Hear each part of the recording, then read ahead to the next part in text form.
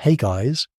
tonight we're stepping into a medieval bride's chamber on her wedding morning, where you can almost feel the weight of history pressing down through layers upon layers of heavy fabric that seem determined to test both her physical endurance and her family's financial reputation. The air fills with the scent of lavender sachets tucked between woolen folds, while servants struggle to lift a wedding dress that weighs more than a modern suitcase packed for a month-long vacation. You watch as yards of precious cloth cascade across stone floors like textile waterfalls, each fold representing not just fashion choice, but calculated economic strategy that could determine a family's social standing for generations. The story may solve mysteries you never had an explanation for about why modern brides complain about dress weight when their ancestors practically needed crane operators to get dressed. So, before you explore the story with me, please take a moment to help me subscribe to the channel, like and share this video, or maybe leave a comment below, but make sure you do it when you really like what I bring to you. Feel free to let me know where and when you started watching this video, or perhaps share what draws you to these tales of historical fashion mysteries. Now, let's keep the lights as soft as possible. Turn on the fan for a gentle sound to help the story feel more emotional, and let's embark on tonight's journey together. You find yourself examining the economics of medieval matrimony through the lens of textile weight, where fabric functioned as a form of portable currency more reliable than coins that might be debased by unscrupulous rulers or lost to highway bandits during dangerous travels between kingdoms. In this world before banks, credit cards, or convenient ATM machines, a wedding dress served as both fashion statement and financial portfolio, displaying the bride's family wealth in a format that guests could literally see and touch during ceremony festivities that lasted for days. The mainstream historical fact that explains this textile-based economy is that medieval Europe operated on a largely agrarian system where most wealth existed in the form of land, livestock, and goods rather than currency. Fabric represented one of the most valuable commodities available to ordinary families, requiring months of labour to produce even basic cloth using spinning wheels, hand looms, and techniques passed down through generations of skilled craftspeople. A single wedding dress containing 20 yards of quality wool might represent the equivalent of a year's wages for a typical peasant family. Making the garment more valuable than most people's annual income, the weight of a medieval wedding dress communicated precise information about family status to anyone familiar with textile economics. A bride wearing 50 pounds of silk brocade announced that her family possessed international trade connections, substantial cash reserves, and sophisticated fashion awareness that elevated them above merely prosperous local merchants. Meanwhile, a bride in 30 pounds of fine wool demonstrated respectable middle-class status without pretending to aristocratic connections that might invite dangerous social scrutiny from nobles who didn't appreciate upstart commoners getting above their proper station. This system created fascinating opportunities for social performance and strategic deception. Ambitious families might bankrupt themselves creating wedding dresses that suggested wealth far beyond their actual means, gambling that the impressive display would attract advantageous marriage connections that justified the enormous expense. It's like medieval families buying designer clothes they couldn't afford to impress people they didn't like. Except the consequences involved actual starvation rather than just credit card debt and social embarrassment. The quirky detail that textile historians love to discuss is that some medieval families developed elaborate schemes for creating the appearance of expensive heavy dresses while actually using cheaper materials hidden beneath outer layers of genuine luxury fabric. These textile con artists would pad dresses with sand, sawdust, or cheap wool,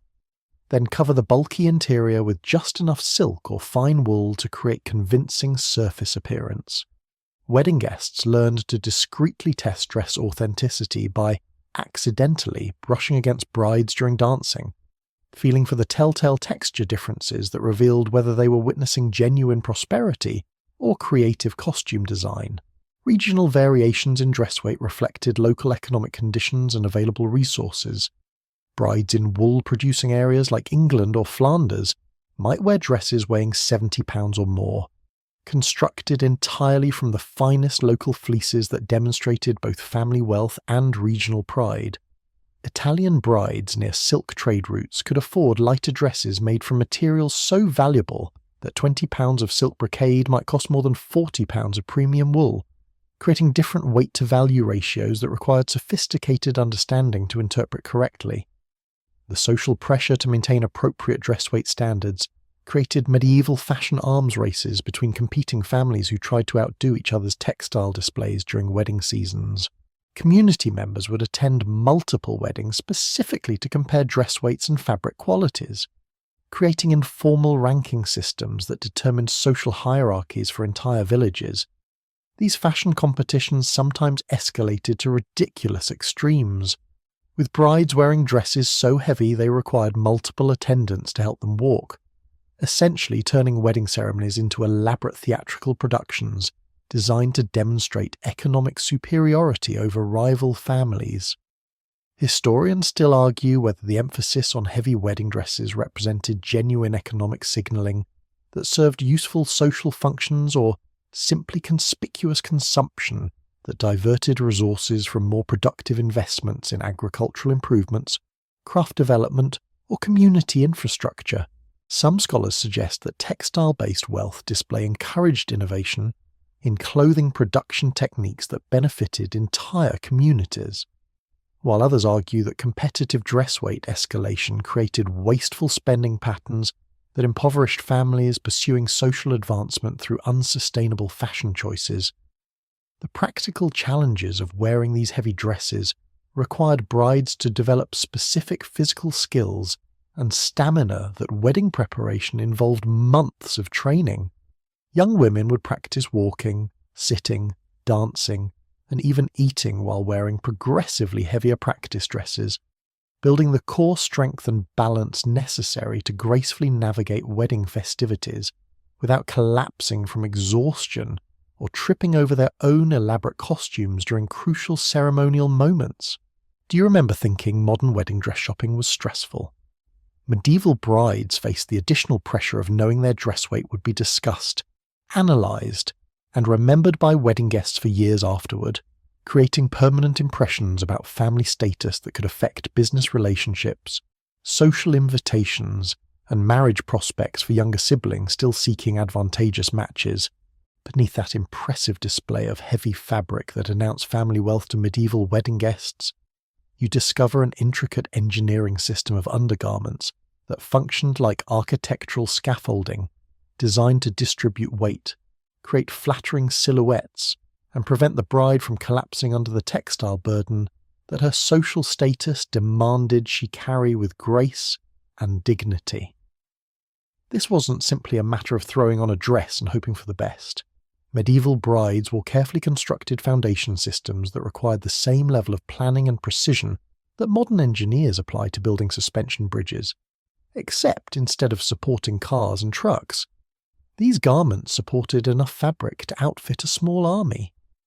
The base layer consisted of a linen chemise that served multiple crucial functions beyond basic modesty requirements. This innermost garment absorbed perspiration, protected expensive outer fabrics from direct skin contact, and provided a smooth foundation that prevented chafing from the heavier garments that would be layered on top. Medieval linen production represented some of the finest textile work available, with threads so carefully woven that quality chemises could last for decades if properly maintained, making them valuable investments that brides often inherited from mothers or received as wedding gifts from wealthy relatives who understood the importance of proper foundation garments. Above the chemise came the most critical structural element, the cotta, a fitted undergarment that functioned as medieval shapewear designed to create the ideal silhouette, while providing physical support for the massive weight of outer layers. The cot featured strategic boning made from whale baleen, wood strips, or even metal stays that distributed dress weight across the bride's torso, rather than concentrating pressure on shoulders or waist. This represented remarkably sophisticated understanding of physics and human anatomy, considering that medieval seamstresses developed these techniques without benefit of modern engineering education or computer modelling to test their designs. The mainstream historical fact that explains the complexity of medieval layering systems is that 12th through 15th century European fashion emphasized body shapes that were impossible to achieve naturally, requiring elaborate undergarment construction to create fashionable silhouettes that demonstrated both wealth and conformity to contemporary beauty standards. The ideal medieval bride possessed a small waist, prominent hips, and a posture that could gracefully support massive fabric arrangements without appearing to struggle under their weight. Since most women didn't naturally possess these proportions, the undergarment system essentially functioned as medieval body modification technology that transformed ordinary human figures into living fashion displays. Over the fitted cot, brides added multiple layers of increasingly elaborate garments, each serving specific functional and aesthetic purposes. The kirtle provided additional structure while adding the first layer of decorative fabric, often featuring contrasting colours or textures that would peek through strategic openings in outer garments. This middle layer allowed families to incorporate expensive materials in smaller quantities, creating impressive visual effect without the enormous cost of making entire dresses from luxury fabrics that might represent more money than most people saw in their lifetimes. The outermost layer, known as the gown or robe, carried the primary weight burden while displaying the most expensive fabrics and elaborate decorative elements. This garment required careful engineering to ensure that its weight distributed properly across the foundational layers without creating pressure points that might cause discomfort or damage to the intricate understructure. The attachment points between layers involved complex systems of laces, pins, and hooks that allowed adjustment throughout the day as the bride's body temperature and posture changed during extended wedding festivities. The quirky detail that fashion historians find particularly fascinating is that some medieval brides employed professional dress assistants, whose only job involved monitoring the structural integrity of the layering system throughout wedding celebrations. These medieval fashion technicians would discreetly check laces, adjust weight distribution, and even perform emergency repairs if any component of the complex undergarment architecture failed during crucial ceremonial moments. It's like having a personal pit crew for your wedding dress, except instead of changing tyres, they're preventing wardrobe malfunctions that could humiliate your entire family in front of the local nobility. Regional variations in layering techniques reflected local climate conditions, available materials, and cultural preferences for different body shapes. Northern European brides in colder climates incorporated additional wool layers that provided warmth, while adding to the impressive bulk that demonstrated prosperity.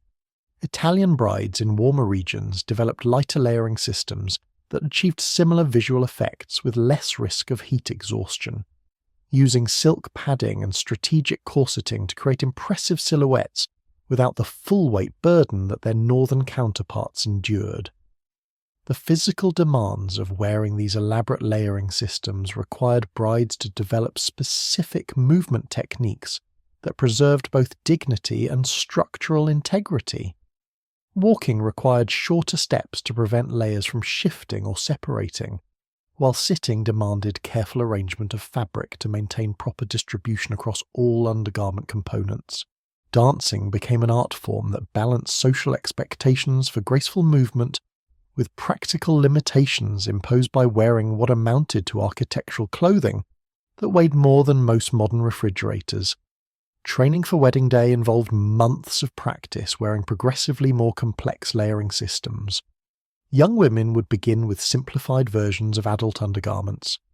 gradually building the physical strength and coordination necessary to manage full wedding regalia without appearing awkward or uncomfortable. This preparation included learning to breathe properly while tightly corseted, developing balance skills for walking on uneven medieval floors, and mastering the art of eating and drinking while wearing garments that severely restricted torso movement. Do you remember how complicated it seemed to figure out modern shapewear and supportive undergarments? Medieval brides faced the additional challenge of coordinating multiple layers of custom-fitted garments that required precise adjustment and careful maintenance throughout wedding celebrations that could last for several days, with no opportunity for wardrobe changes or mechanical assistance if anything went wrong with their elaborate textile engineering systems. Historians still argue whether the complex medieval layering systems represented genuine improvements in clothing comfort and functionality, or simply elaborate methods for displaying wealth through unnecessarily complicated fashion choices that prioritize visual impact over practical wearability. Some scholars suggest that the sophisticated undergarment architecture actually made heavy dresses more comfortable and manageable than wearing equivalent fabric weight without proper foundational support, while others argue that the entire system created artificial problems that required expensive solutions, primarily to demonstrate economic status rather than serving legitimate practical needs. The maintenance requirements for these layering systems created entire industries devoted to cleaning, repairing, and storing the multiple components that comprised a complete medieval wedding outfit. Specialized servants developed expertise in caring for different fabric types, understanding which layers could be washed and which required only careful brushing or airing, and knowing how to store the complex arrangements to prevent damage during periods when the garments weren't being worn. You find yourself drawn deeper into the symbolic universe that medieval brides navigated when selecting fabrics for their wedding garments, where every thread carried spiritual significance and cultural meaning that extended far beyond simple aesthetic preferences or economic considerations. In this world where cloth functioned as a complex language of religious devotion, social allegiance, and moral character, choosing the wrong fabric could accidentally communicate messages about your family's spiritual worthiness, political loyalties, or moral standards that might haunt your reputation for generations. It's like medieval brides had to be fluent in textile semiotics just to get dressed without offending God, their neighbours, or visiting nobility who might interpret fabric choices as evidence of heretical tendencies or insufficient piety. Wool dominated medieval wedding fashion not merely because of its availability and warmth, but because Christian theology had imbued sheep's fleece with profound religious symbolism, connecting brides to Christ's role as the Good Shepherd who guides his faithful flock towards salvation. The mainstream historical fact that explains wool's spiritual significance is that medieval Christianity interpreted biblical references to sheep, shepherds, and fleece as direct metaphors for the relationship between believers and divine protection, making wool garments essentially wearable prayers that demonstrated the bride's submission to God's will and her family's commitment to orthodox religious practice. A bride wearing pure white wool announced her spiritual purity while connecting herself symbolically to the Lamb of God, creating visual theology that wedding guests could read as easily as if she were wearing scripture verses embroidered across her bodice. The quality and origin of wool carried additional layers of meaning that required sophisticated understanding to interpret correctly. English wool, renowned throughout Europe for its exceptional softness and durability, suggested not only economic prosperity, but also connection to trade networks that linked local communities to international commerce blessed by divine providence. Flemish wool indicated different spiritual associations, connecting brides to regions famous for producing religious textiles used in cathedral decoration and ceremonial vestments that brought worshippers closer to divine presence during sacred services. Silk presented more complex symbolic challenges for medieval brides, since this exotic material carried associations with both spiritual luxury and potential moral corruption that required careful navigation to avoid sending inappropriate messages about family values or religious commitment. The fabric's origins in distant eastern lands where non-Christian religions flourished created theological controversies about whether wearing silk demonstrated sophisticated appreciation for God's diverse creation or dangerous attraction to pagan influences that might corrupt Christian souls. Some religious authorities argued that silk's sensuous texture and lustrous appearance appealed to vanity and earthly pride that distracted believers from proper spiritual focus, while others maintained that using beautiful materials in wedding ceremonies honoured God by offering the finest human craftsmanship in service of sacred matrimonial vows. The quirky detail that medieval textile scholars love to debate involves the elaborate blessing ceremonies that some regions developed for wedding fabrics before they could be safely worn during religious marriage ceremonies. Priests would perform special consecrations that supposedly neutralized any spiritual contamination the materials might have acquired during production or transport, essentially providing religious purification services for fancy clothes. These fabric blessing rituals included prayers asking God to protect brides from pride, vanity, or materialistic thoughts that expensive textiles might inspire, creating the medieval equivalent of spiritual insurance policies for luxury fashion choices that might otherwise endanger the wearer's soul. Linen carried unique symbolic weight due to its associations with burial shrouds and religious vestments, making it simultaneously appropriate and ominous for wedding celebrations that marked the beginning of a new life rather than preparation for death. The fabric's connection to Christ's burial cloths gave it profound sacred significance. But this association also reminded wedding guests of mortality and the temporary nature of earthly happiness that marriage represented. Skilled medieval seamstresses learned to incorporate linen in ways that emphasized its connections to resurrection and renewal rather than death and mourning, using the fabric for undergarments or decorative elements that suggested spiritual rebirth through matrimonial transformation. Colour symbolism interacted with fabric choice to create additional layers of meaning that medieval wedding guests decoded like complex theological puzzles, requiring years of cultural education to understand fully. Red silk might indicate passionate love blessed by divine approval or dangerous sensuality that threatened spiritual welfare. Depending on the specific shade, weaving pattern, and associated decorative elements that modified the fabric's basic symbolic message. Blue wool could represent devotion to the Virgin Mary, or melancholic temperament that might predict marital difficulties,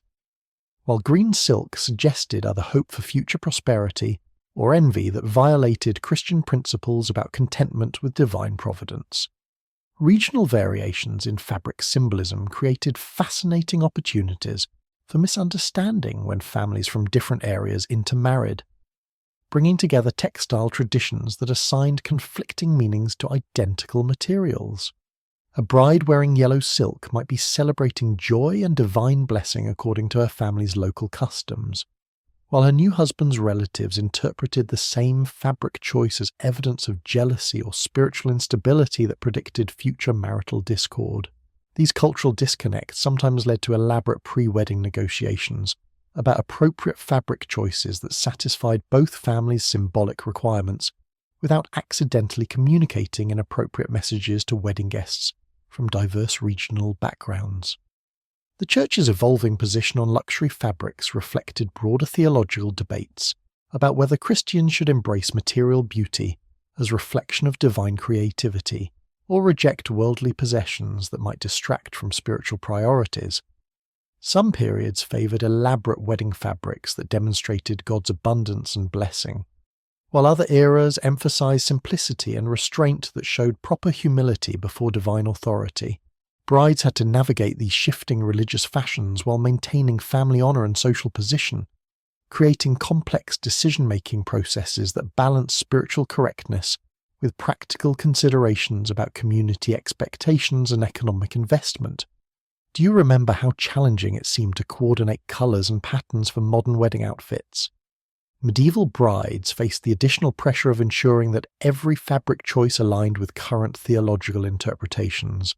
Regional customs, seasonal appropriateness, and family traditions that might conflict with each other in ways that required diplomatic solutions satisfying multiple, competing symbolic requirements simultaneously. Historians still argue whether the elaborate symbolic system surrounding medieval wedding fabrics served genuine spiritual purposes that enhanced religious meaning of marriage ceremonies, or simply created artificial complexity that allowed wealthy families to demonstrate cultural sophistication while making wedding preparation unnecessarily complicated for ordinary people who lacked resources to navigate intricate textile symbolism correctly. Some scholars suggest that fabric symbolism provided meaningful ways for communities to express shared values and religious commitment through visual culture that enriched ceremonial experience. While others argue that symbolic requirements primarily served to exclude lower-class families who couldn't afford fabrics with appropriate spiritual associations, the preservation of fabric symbolism knowledge required specialized education that religious authorities, wealthy families, and skilled craftspeople passed down through generations of careful instruction that ensured cultural continuity while allowing for gradual evolution in symbolic interpretation based on changing theological understanding and social circumstances. You discover that beneath the symbolic complexity of fabric choices lay a more primal medieval concern about physical and spiritual protection that transformed wedding dresses into elaborate suits of textile armor designed to shield brides from dangers both visible and invisible that lurked throughout their wedding celebrations and honeymoon journeys. In a world where bandits roamed country roads, plague spread through crowded gatherings, and malevolent spirits supposedly attacked vulnerable young women during life transitions, heavy wedding dresses served as the first line of defense against threats that modern brides never need to consider while planning their special days. The sheer weight and bulk of medieval wedding garments created protective barriers that could deflect knife attacks, absorb impact from falls or collisions, and provide insulation against both harsh weather and supernatural forces that medieval people believed targeted newly married couples with particular enthusiasm. The mainstream historical fact that explains this protective mindset is that medieval Europe was genuinely dangerous for travellers, especially women wearing obvious displays of wealth that attracted both human predators and supernatural entities that folklore claimed were drawn to prosperity and happiness, like moths to flickering candles. Wedding parties travelling between churches and celebration venues faced real risks from highway robbers, wild animals, political conflicts, and environmental hazards that could transform joyous occasions into deadly disasters without proper precautions. A bride wearing 50 pounds of heavy wool possessed natural padding that could prevent serious injury from horse falls, cushion blows from weapons, and provide insulation against exposure during unexpected overnight delays in hostile territory, where wedding processions might be forced to shelter during dangerous weather or military conflicts. The thickness of wedding dress fabric served specific protective functions that medieval families understood through centuries of accumulated wisdom about surviving in hostile environments. Multiple layers of dense wool could slow penetration from knife thrusts, arrows, or animal claws long enough for rescue to arrive or the bride to escape to safety. The voluminous skirts that required so much fabric also created defensive barriers that made it difficult for attackers to grab or restrain the wearer, while the overall bulk of heavy dresses provided psychological intimidation that suggested the bride belonged to a powerful family capable of defending their investment in expensive protective clothing. Beyond physical threats, medieval wedding dresses were designed to repel supernatural dangers that people believed posed even greater risks to vulnerable brides during marriage ceremonies that marked significant life transitions. Heavy fabric supposedly prevented evil spirits from possessing the bride's body, while elaborate decorative elements served as spiritual armor that confused demons attempting to disrupt matrimonial blessings. The weight itself was believed to anchor the bride's soul firmly to her physical form, preventing spiritual displacement that malevolent forces might exploit during the emotional intensity of wedding celebrations, when normal protective barriers were temporarily weakened by joy, excitement, and ritual transformation. The quirky protective detail that medieval folklore enthusiasts love to discuss involves the elaborate blessing rituals that families performed on wedding dress fabrics to enhance their supernatural defensive capabilities. These ceremonies included sprinkling holy water on every layer, sewing tiny religious relics into seams and hems, and even burying completed dresses in consecrated ground for specific periods to absorb divine protection that would shield the bride from otherworldly assault. Some regions developed traditions of incorporating iron filings into dress weights, since metal was believed to repel fairies, witches, and demons who might otherwise curse the marriage or steal the bride's beauty, fertility, or happiness during vulnerable moments when spiritual defences were compromised by ceremonial activities. Regional variations in protective wedding dress traditions reflected local dangers and supernatural beliefs that shaped community understanding of what threats newly married couples might encounter. Scottish Highland brides wore particularly heavy woolen dresses that provided protection against harsh mountain weather, while incorporating clan patterns that supposedly invoked ancestral spirits' protection during dangerous travel through territory controlled by hostile neighbouring families. Irish brides added specific protective symbols to their heavy garments, including Celtic knots that trapped malevolent spirits and shamrock patterns that ensured continued divine blessing throughout married life. The protective function of heavy wedding dresses extended beyond the ceremony itself to provide ongoing defence during honeymoon journeys that often involved dangerous travel through unfamiliar territory, where young couples lacked local knowledge about safe routes, trustworthy accommodations, or regional customs that might prevent misunderstandings leading to violence. A bride whose dress could serve as emergency shelter, weapon deflection, and spiritual armour possessed valuable survival equipment disguised as fashionable clothing, creating multifunctional garments that justified their enormous expense through practical utility rather than mere aesthetic display. Medieval medical understanding also supported heavy wedding dress traditions through beliefs about protecting female health during the physical and emotional stress of marriage celebrations and consummation activities. Thick fabrics were thought to maintain proper body temperature, prevent dangerous drafts from disrupting internal humours, and provide cushioning that reduced risk of injury during energetic dancing or other wedding festivities that might otherwise cause harm to delicate feminine constitutions that required careful protection during periods of heightened vulnerability. The psychological benefits of heavy protective wedding dresses gave brides confidence to navigate dangerous social situations where political tensions, family conflicts, or economic competition might erupt into violence during gatherings that brought together diverse groups with competing interests and historical grievances. Knowing that her clothing provided both physical and spiritual protection allowed the bride to focus on ceremonial duties without constant worry about personal safety, creating mental space for the emotional and spiritual transformation that marriage represented. Do you remember feeling nervous about wedding day logistics and potential mishaps?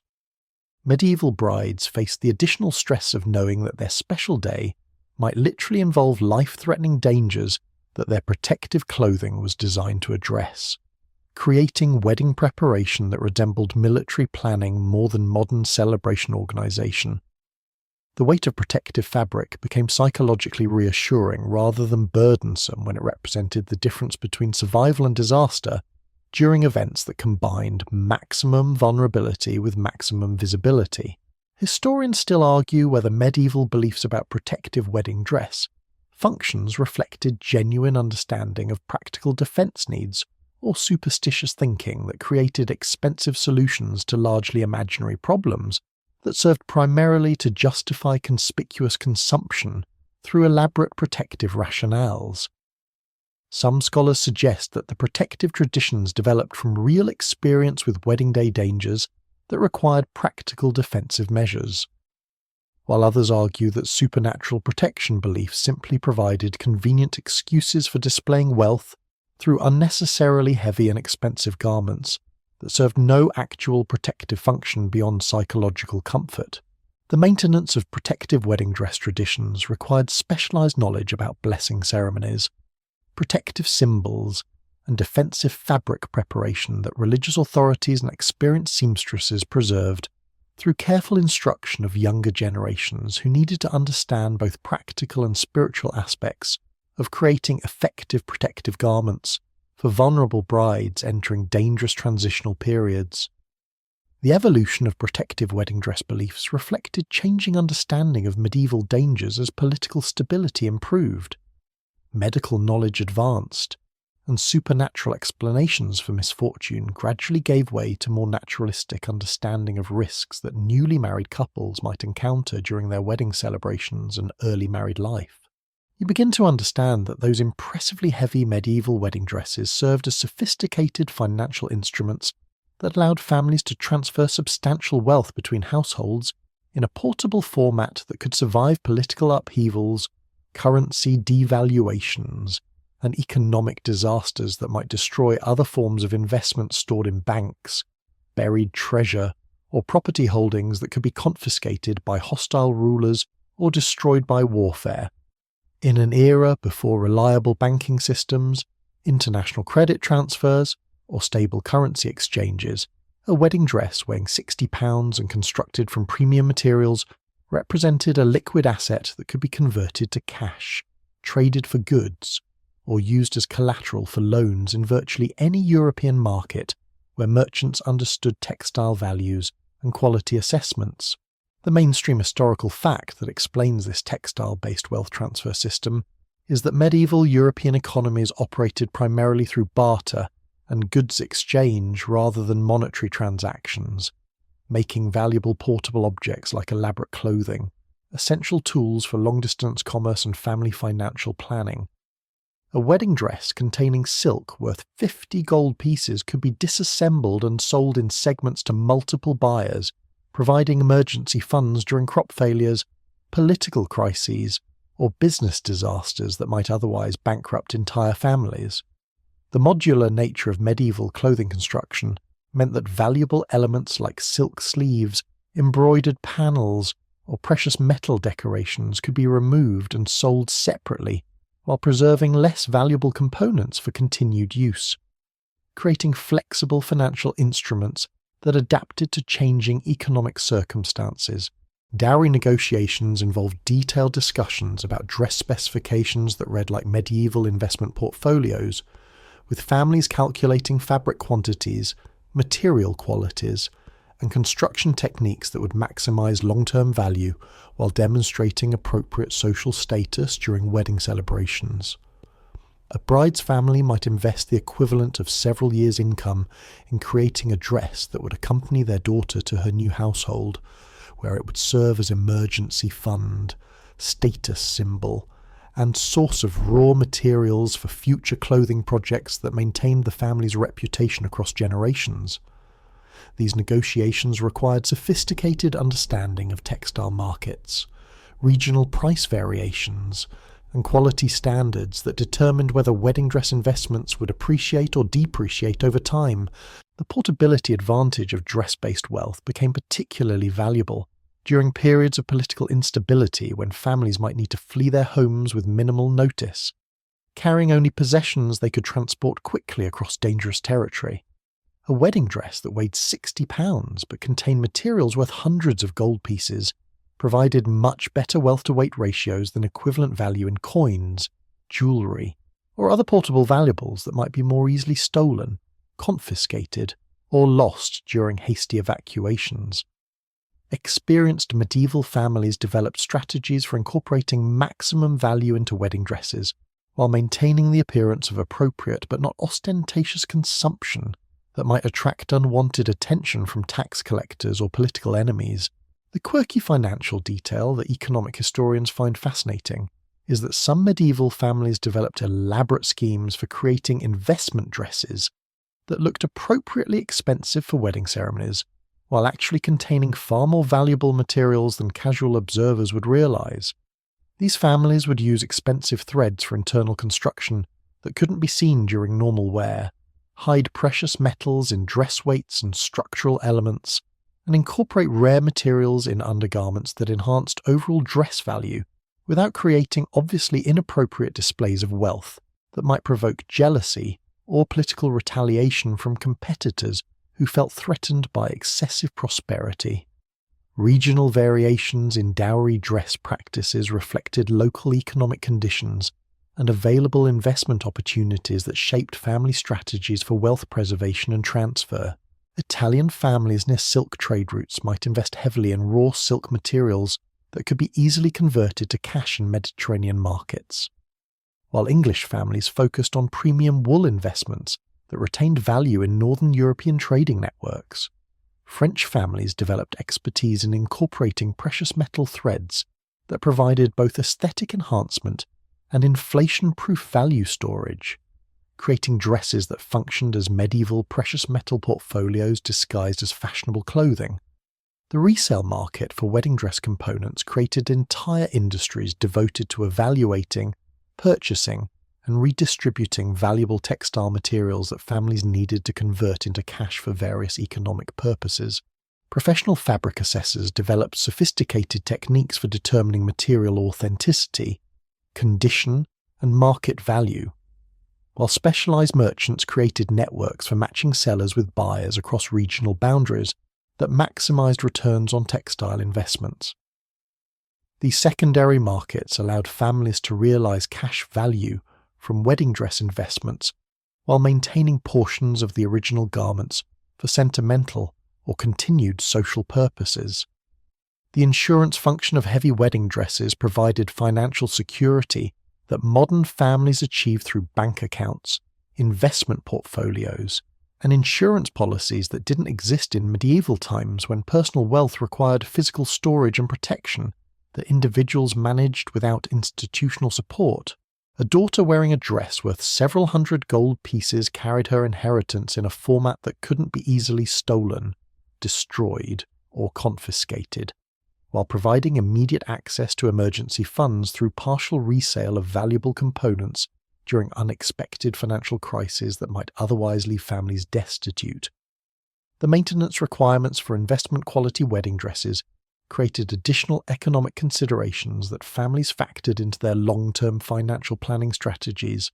Proper storage, cleaning, and repair services required ongoing expenses that had to be balanced against the dress's investment potential,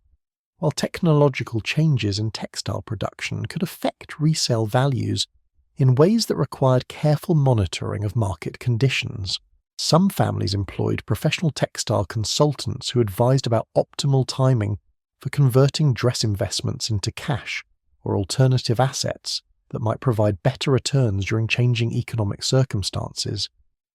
Do you remember thinking modern wedding dress shopping involved complex financial decisions? Medieval families faced the additional challenge of creating garments that serve simultaneously as appropriate ceremonial clothing, effective social status displays, practical emergency funds, and long-term investment vehicles that required expertise in fashion, finance, and market analysis to optimize successfully. The pressure to make correct decisions about wedding dress investments could affect family prosperity for generations, making bridal fashion choices literally matter of economic survival rather than simply aesthetic preference. Historians still argue whether the elaborate financial strategies surrounding medieval wedding dresses represented efficient responses to limited investment opportunities available in pre-modern economies, or unnecessarily complex systems that diverted resources from more productive economic activities that might have generated better long-term returns for families and communities. Some scholars suggest that textile-based wealth storage provided essential financial flexibility during periods of economic uncertainty, while others argue that excessive focus on wedding dress investments reflected misallocation of family resources that might have been more effectively deployed in agricultural improvements, craft development, or commercial enterprises that created ongoing income rather than static wealth storage. The success of wedding dress investment strategies depended heavily on families' ability to accurately predict future market conditions.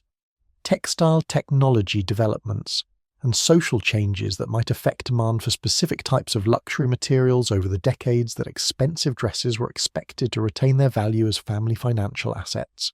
You step into the bustling workshop of Master Guillaume the Weaver, where the creation of a single wedding dress represents the culmination of months of coordinated effort between multiple specialized craftspeople whose guild memberships guarantee quality standards that have been refined through centuries of professional tradition, passed down from master to apprentice in an unbroken chain of textile expertise. The air fills with the rhythmic sounds of looms clicking, spinning wheels humming, and needles piercing fabric as skilled artisans transform raw materials into garments so technically sophisticated that modern fashion designers would struggle to replicate their construction techniques without access to industrial machinery that medieval craftspeople somehow managed to surpass using only hand tools, mathematical precision, and artistic vision that bordered on the miraculous. The guild system that governed medieval textile production operated with quality control standards more rigorous than modern manufacturing processes, where every stage of dress creation required approval from certified masters who staked their professional reputations on maintaining excellence that justified the enormous prices wealthy families paid for wedding garments. The mainstream historical fact that explains this extraordinary attention to detail is that medieval craft guilds functioned as both trade associations and quality assurance organizations that protected consumer interests while ensuring skilled artisans could earn living wages through specialized expertise that took decades to master completely. Guild membership required 7-year apprenticeships followed by additional journeyman periods, where aspiring craftspeople travelled between workshops, learning regional techniques before creating masterwork pieces that demonstrated sufficient skill to justify independent practice and the right to train future generations of specialists. The process of creating heavy wedding dress fabric began with wool selection that involved evaluating hundreds of fleeces to identify materials with proper fibre length, density, and colour consistency that would produce cloth capable of supporting elaborate construction without deteriorating under stress. Master wool merchants developed almost supernatural abilities to assess fleece quality through touch, smell, and visual inspection that revealed information about sheep breed, diet, climate conditions, and processing history that affected final fabric characteristics. The selected wool then underwent multiple preparation stages including sorting, cleaning, carding, and spinning that transformed raw animal hair into threads suitable for the precision weaving required to create cloth dense enough to support heavy dress construction, while maintaining the flexibility necessary for comfortable wear during extended wedding celebrations. The weaving process itself represented one of medieval Europe's most sophisticated manufacturing technologies, where master weavers operated complex looms that could create intricate patterns, varied textures, and precisely controlled fabric weights that met specifications established during initial design consultations with the bride's family. These artisans could produce cloth with thread counts rivaling modern luxury textiles, while incorporating decorative elements like metallic threads, contrasting colours, and structural variations that enhance both aesthetic appeal and functional performance. A single yard of premium wedding dress fabric might require a full day of concentrated weaving by master craftspeople, whose expertise commanded premium prices that reflected both skill requirements and time investment necessary to achieve acceptable quality standards.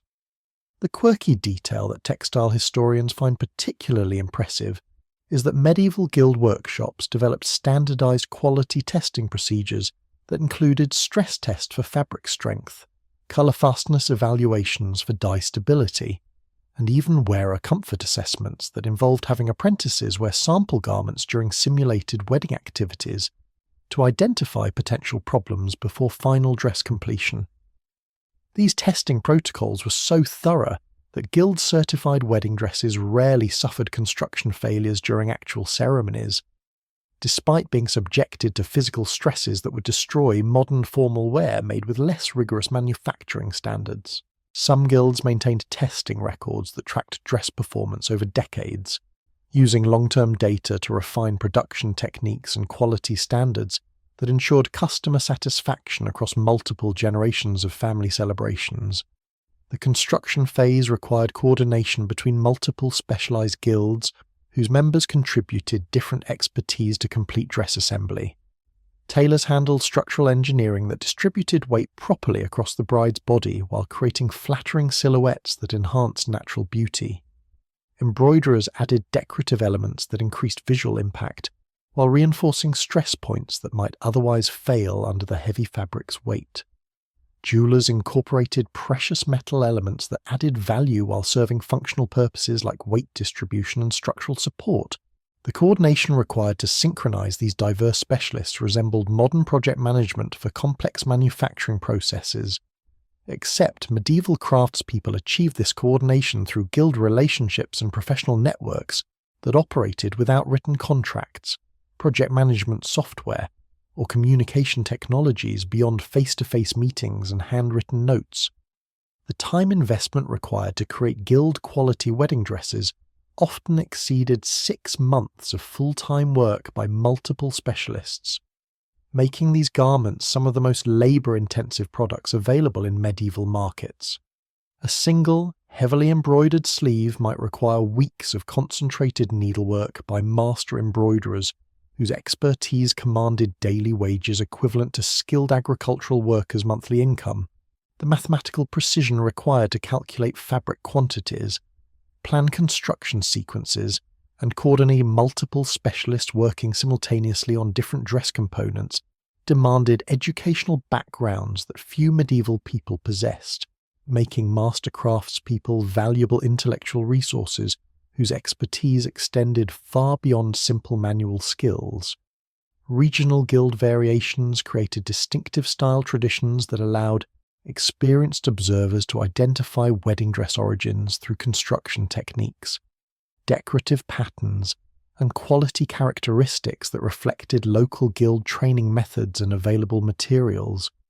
Flemish guilds developed expertise in creating exceptionally dense fabrics that maximized weight while maintaining flexibility, while Italian guilds specialized in incorporating silk elements that added luxury appeal without excessive bulk. French guilds became renowned for mathematical precision in construction that created perfectly balanced weight distribution, while English guilds focused on wool processing techniques that produced fabric durability capable of surviving decades of use and storage. Do you remember marveling at the complexity of modern fashion production, with its international supply chains and technological sophistication? Medieval guild craftspeople achieved comparable results through human expertise and manual precision that required individual mastery levels impossible to achieve through mechanized production. Creating garments whose quality and durability surpassed most contemporary luxury goods, despite being produced entirely through hand labour using tools that modern manufacturers would consider primitive. Historians still argue whether the guild system's emphasis on extreme quality standards represented efficient allocation of skilled labour that created genuine value for consumers, or unnecessarily expensive production methods that served primarily to justify high prices and protect guild members from competition that might have reduced costs through technological innovation or alternative production methods. Some scholars suggest that guild quality standards ensured customer satisfaction and product reliability that justified premium pricing, while others argue that guild monopolies prevented efficiency improvements that could have made high-quality wedding dresses accessible to broader segments of medieval society. The training systems that maintained guild-quality standards required enormous investments in apprentice education and skill development that created human capital capable of producing textiles that modern manufacturers struggle to replicate despite access to advanced machinery and industrial processes that medieval craftspeople could never have imagined. The legacy of medieval guild craftsmanship established quality expectations and production techniques that influenced European textile manufacturing for centuries, creating foundations for luxury fashion industries that continue to reference medieval standards when marketing premium products to consumers who appreciate traditional craftsmanship and artisanal quality that machine production cannot fully replicate. You find yourself shivering in a medieval stone church during a February wedding ceremony, where the bride's heavy woolen dress provides the only reliable source of warmth in a building designed more for spiritual contemplation than human comfort, while icy drafts slip through poorly sealed windows and gaps in stone masonry that make modern energy-efficient buildings seem like tropical paradises by comparison.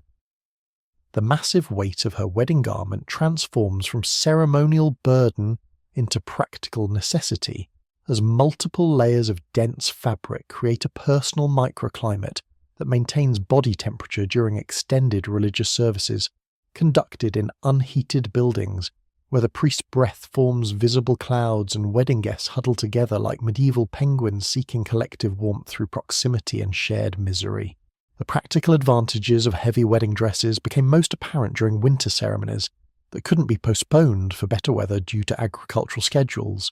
political considerations, or religious calendar restrictions that dictated when marriages could be solemnized according to church law, and seasonal availability of essential family members who might be travelling from distant locations. A bride wearing 40 pounds of wool possessed natural insulation, equivalent to a modern down parka, except her medieval heating system was fashionably elegant rather than looking like she was preparing for Antarctic exploration, though the thermal efficiency was probably comparable given the harsh indoor conditions that medieval people endured as normal aspects of daily life. The mainstream historical fact that explains the importance of heavy fabric insulation is that medieval Europe experienced significantly colder temperatures during the period known as the Little Ice Age,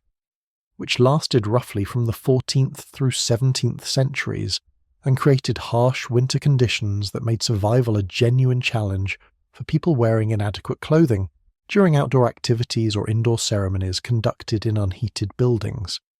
Average temperatures dropped several degrees below modern norms, creating longer winters, more frequent storms, and increased risk of hypothermia during activities like wedding celebrations that required extended periods of relative immobility in cold environments where physical movement was restricted by ceremonial requirements and social expectations about appropriate behaviour during sacred occasions.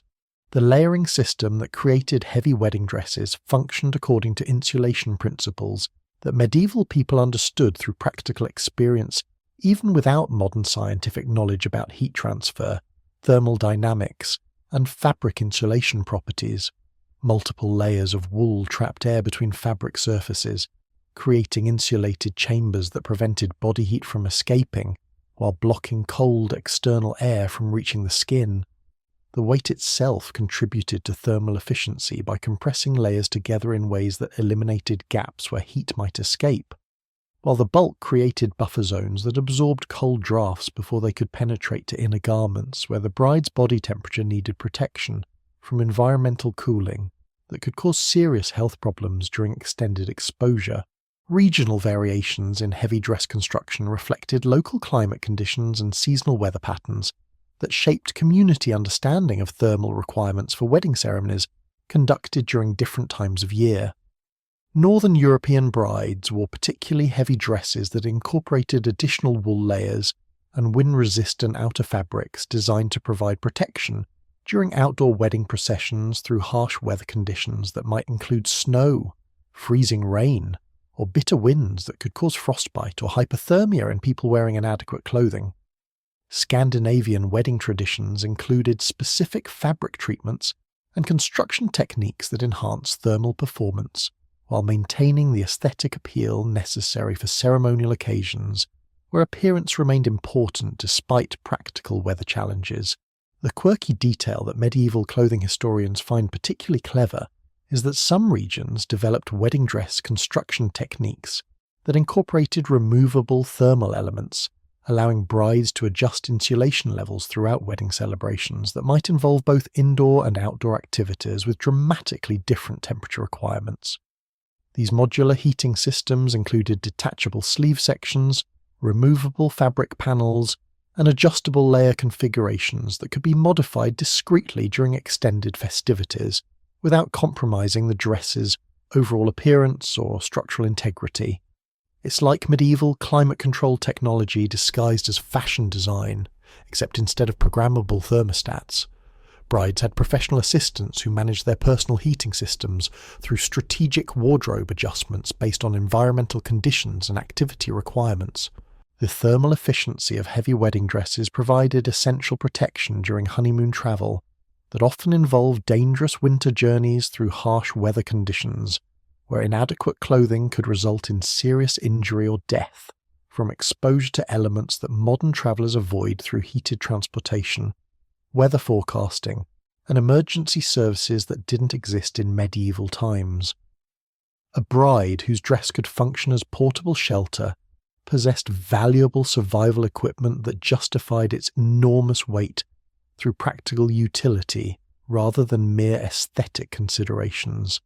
creating multifunctional garments that serve simultaneously as fashion statements and life-saving equipment during unexpected weather emergencies that might strand wedding parties in hostile environments without adequate shelter or warming facilities. Medieval heating technology limitations made heavy personal clothing essential for survival during indoor activities conducted in buildings that lacked central heating, adequate insulation, or effective draft protection that modern people take for granted when planning indoor celebrations. Fireplaces provided localized heat that created dramatic temperature variations within single rooms, while stone floors and walls absorbed warmth during the day, only to radiate cold throughout long winter nights when fires died down and indoor temperatures dropped to near freezing levels that required substantial personal insulation to prevent hypothermia during sleep or extended stationary activities like wedding ceremonies.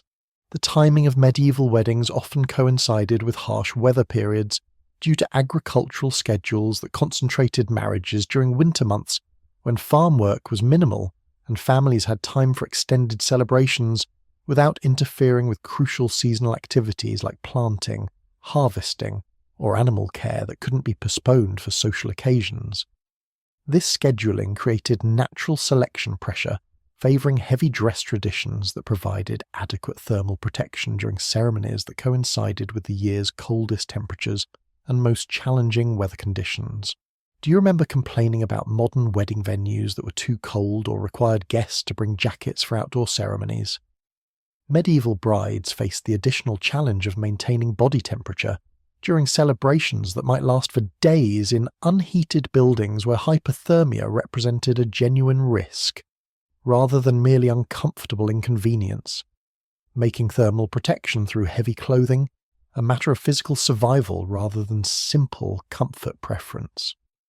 The social expectations surrounding wedding dress warmth created interesting tensions between fashion requirements and practical thermal needs that families had to balance carefully to ensure brides could survive their wedding celebrations without suffering cold-related health problems while maintaining appropriate aesthetic standards that demonstrated family status and cultural sophistication. This balancing act required sophisticated understanding of both fabric insulation properties and social symbolism that allowed families to maximize thermal protection while preserving ceremonial appropriateness. Historians still argue whether the emphasis on heavy wedding dresses for thermal protection represented genuine adaptation to harsh medieval climate conditions or culturally constructed responses to environmental challenges that could have been addressed through alternative solutions like improved building heating, ceremony scheduling adjustments, or different clothing technologies that provided adequate warmth without excessive weight and cost burdens that made elaborate wedding dresses accessible only to wealthy families who could afford thermal luxury that others had to survive without. The evolution of wedding dress thermal requirements reflected gradual improvements in medieval heating technology, building construction, and climate understanding that eventually reduced reliance on personal clothing for temperature regulation during indoor celebrations. Though heavy dress traditions persisted long after practical thermal necessity had diminished due to cultural momentum and symbolic associations that connected fabric weight to social status regardless of environmental protection needs, you embark on a fascinating journey across medieval Europe, discovering how dramatically wedding dress weight traditions varied between regions separated by mountains,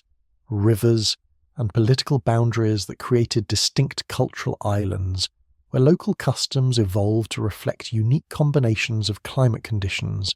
available materials, religious interpretations, and social hierarchies that produced remarkably different approaches to bridal fashion, despite shared Christianity and similar economic systems. Travelling from the wool-rich hills of England to the silk trading ports of Venice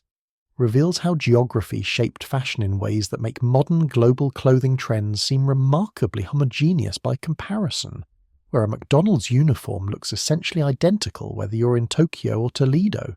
while medieval brides from neighbouring kingdoms might wear garments so different that foreign wedding guests would struggle to recognise familiar ceremonial elements. The English tradition favoured extraordinarily heavy wedding dresses that could weigh up to 80 pounds when fully accessorised, reflecting both the exceptional quality of local wool production and cultural values that equated physical endurance with moral virtue in ways that made surviving a wedding ceremony into a test of character worthy of admiration. The mainstream historical fact that explains this regional preference is that England's economy depended heavily on wool exports that made fine fleece available domestically at prices lower than imported luxury materials. While cultural traditions inherited from Anglo-Saxon and Norman influences created social expectations that emphasised durability, practicality, and conspicuous consumption through displays of a local prosperity rather than exotic foreign goods that might suggest insufficient appreciation for native English excellence. English brides developed distinctive techniques for managing extreme dress weight that involve specialised walking methods, breathing exercises, and endurance training that prepared them for wedding celebrations lasting up to a week, while wearing garments that weighed more than most modern adults could comfortably carry for extended periods. The cultural pride associated with surviving these marathon fashion challenges created competitive elements where families measured success partly through their daughters' ability to maintain grace and dignity while wearing increasingly elaborate heavy dresses that tested both physical stamina and mental fortitude in ways that made English weddings resemble endurance competitions disguised as religious ceremonies. Italian regional variations created fascinating contrasts between northern cities near Alpine trade routes and southern regions with Mediterranean influences that shaped completely different approaches to wedding dress construction and weight distribution. Venetian brides, benefiting from direct access to Eastern silk imports, wore lighter dresses that achieved impressive visual impact through expensive materials rather than sheer fabric quantity, creating elegant solutions that demonstrated sophisticated understanding of how to maximize aesthetic effect while minimizing physical burden. These dresses might weigh only 30 pounds but cost more than English wool garments twice their weight, reflecting different cultural values that prioritized artistic refinement over physical endurance challenges. The quirky regional detail that fashion historians find particularly amusing involves the fierce competition between neighbouring Italian city-states that developed distinctive wedding dress traditions, specifically to demonstrate superior cultural sophistication and economic prosperity compared to their political rivals. Florentine families created elaborate dress designs that incorporated complex mathematical patterns and architectural elements reflecting their city's reputation for artistic innovation, while Milanese brides wore garments featuring military-inspired elements that celebrated their region's martial traditions and metalworking expertise. These regional fashion wars sometimes escalated to absurd extremes, where wedding dress design became a form of diplomatic competition that expressed political allegiances and cultural identity through clothing choices that foreign observers decoded like heraldic symbols, announcing family loyalties and regional pride. French regional variations reflected the complex political landscape of medieval France, where local customs evolved differently in regions controlled by competing noble houses that maintained distinct cultural traditions despite nominal allegiance to central royal authority. Norman brides wore heavily armoured style dresses that reflected their Viking heritage and military culture, while Provençal wedding traditions incorporated Mediterranean influences that favoured lighter fabrics and more sensuous designs that scandalised northern French families who considered southern fashion dangerously exotic and potentially corrupting to proper Christian moral standards. The contrast between these regional approaches created diplomatic challenges during inter-regional marriages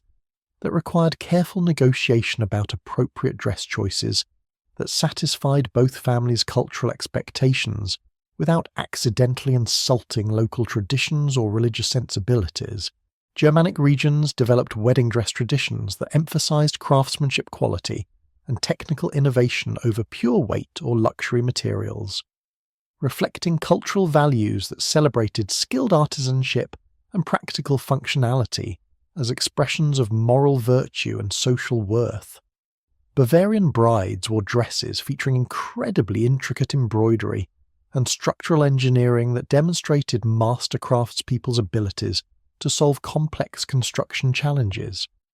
while Flemish traditions focused on creating the densest possible fabrics that achieved maximum weight per yard through weaving techniques that produced cloth so substantial it could almost stand upright without human support, like textile sculptures designed to showcase regional expertise in advanced manufacturing processes. Scandinavian wedding traditions adapted to harsh northern climates through dress designs that prioritized thermal efficiency and weather resistance over aesthetic elegance, creating garments that functioned as wearable architecture designed to protect brides during outdoor ceremonies conducted in conditions that would hospitalize modern people wearing contemporary formal wear. Norwegian brides wore fur-lined dresses that could weigh over 60 pounds, but provided insulation equivalent to modern Arctic survival gear, while Danish traditions incorporated wind-resistant construction techniques that prevented cold air infiltration during extended outdoor celebrations that continued regardless of weather conditions that might cancel modern events. Do you remember how challenging it seemed to coordinate modern destination wedding outfits that needed to work in different climates? Medieval families faced the additional complexity of navigating regional dress traditions when marriages crossed political boundaries, requiring diplomatic solutions that satisfied multiple sets of cultural expectations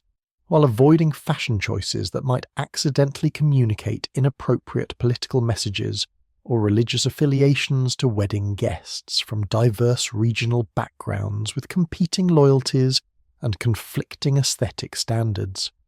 The influence of major trade routes created fascinating hybrid traditions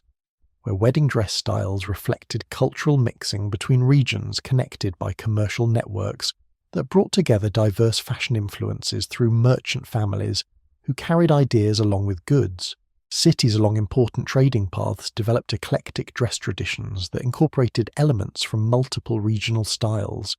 creating cosmopolitan fashion approaches that contrasted sharply with isolated rural areas where local traditions remained unchanged for centuries due to limited exposure to external cultural influences. Regional variations in available materials created natural limitations and opportunities that shaped wedding dress traditions in ways that reflected local geography and economic conditions. Alpine regions with limited access to luxury imports developed traditions emphasizing local materials and craftsmanship, while coastal areas with maritime trading connections created styles that incorporated exotic elements reflecting their international commercial relationships and cultural sophistication gained through exposure to diverse foreign influences. Historians still argue whether regional wedding dress variations represented genuine cultural diversity that enriched medieval European civilization, or simply arbitrary differences that created unnecessary complications for families attempting to navigate inter-regional marriages and social relationships that crossed political boundaries. Some scholars suggest that regional diversity in wedding traditions reflected healthy local identity development that strengthened community bonds and cultural continuity, while others argue that excessive regional variation created barriers to social mobility and political unity that might have been achieved more effectively through standardized cultural practices that facilitated integration across regional boundaries. The preservation of regional wedding dress traditions required active cultural maintenance that communities achieved through storytelling, craft instruction, and ceremonial repetition that ensured distinctive local customs survived political changes and external cultural pressures that might otherwise have homogenized European wedding fashion toward common standards that eliminated interesting regional diversity. You find yourself standing in a medieval dye workshop where the air shimmers with colours so vivid and expensive that each tiny vial of pigment represents more wealth than most families possessed in their entire lifetimes. While master dyers guard their secret formulas like alchemists protecting recipes for transmuting base metals into gold, because in many ways that's exactly what they're doing when they transform ordinary wool into fabric that glows with the sacred crimson of crushed cochineal insects, or the royal blue extracted from precious lapis lazuli stones that travelled thousands of miles from distant mountains to create wedding dress colours that announce family status more clearly than heraldic banners or property deeds. The economics of medieval dye production created a complex marketplace where colour itself functioned as currency, with specific hues commanding prices that reflected not only rarity and production difficulty, but also symbolic meanings that connected earthly pigments to divine attributes and social hierarchy that determined who could legitimately wear particular shades without risking accusations of inappropriate social climbing or dangerous pride. The mainstream historical fact that explains these astronomical dye costs is that medieval Europe lacked access to most synthetic colorants that modern textile production takes for granted, requiring instead natural pigments extracted from exotic plants, rare minerals, and unusual animal sources that demanded extensive international trade networks, specialized processing knowledge, and enormous labour investments to produce even small quantities of stable, colour-fast dyes suitable for luxury wedding garments. True red represented the most expensive and symbolically powerful colour available to medieval brides,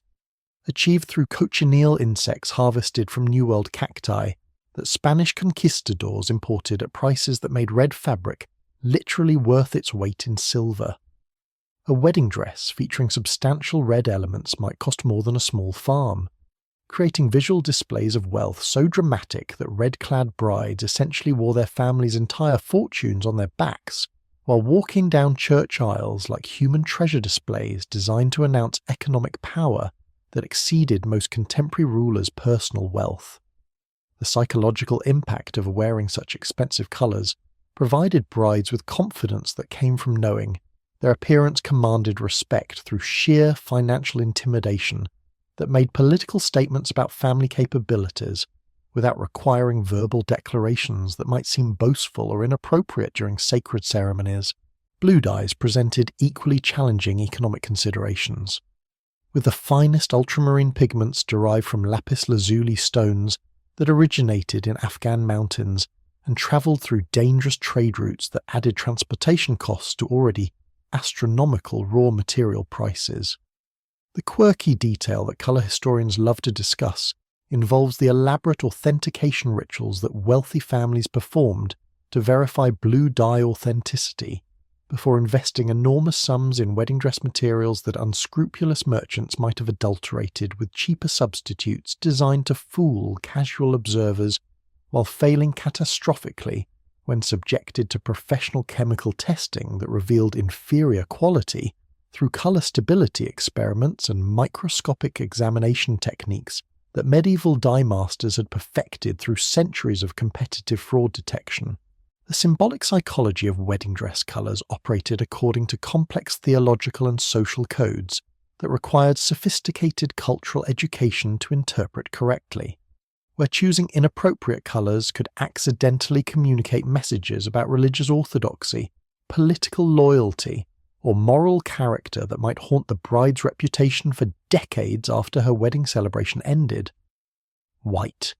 contrary to modern assumptions, was not the standard bridal colour, but rather represented special religious significance associated with martyrdom and spiritual purity that made it appropriate only for brides whose families possessed exceptional moral standing and religious devotion that justified claiming such sacred colour associations without appearing presumptuous or spiritually arrogant. Green wedding dresses required careful psychological consideration, because the colour carried contradictory symbolic meanings that could be interpreted as either hopeful fertility and divine blessing or dangerous associations with envy,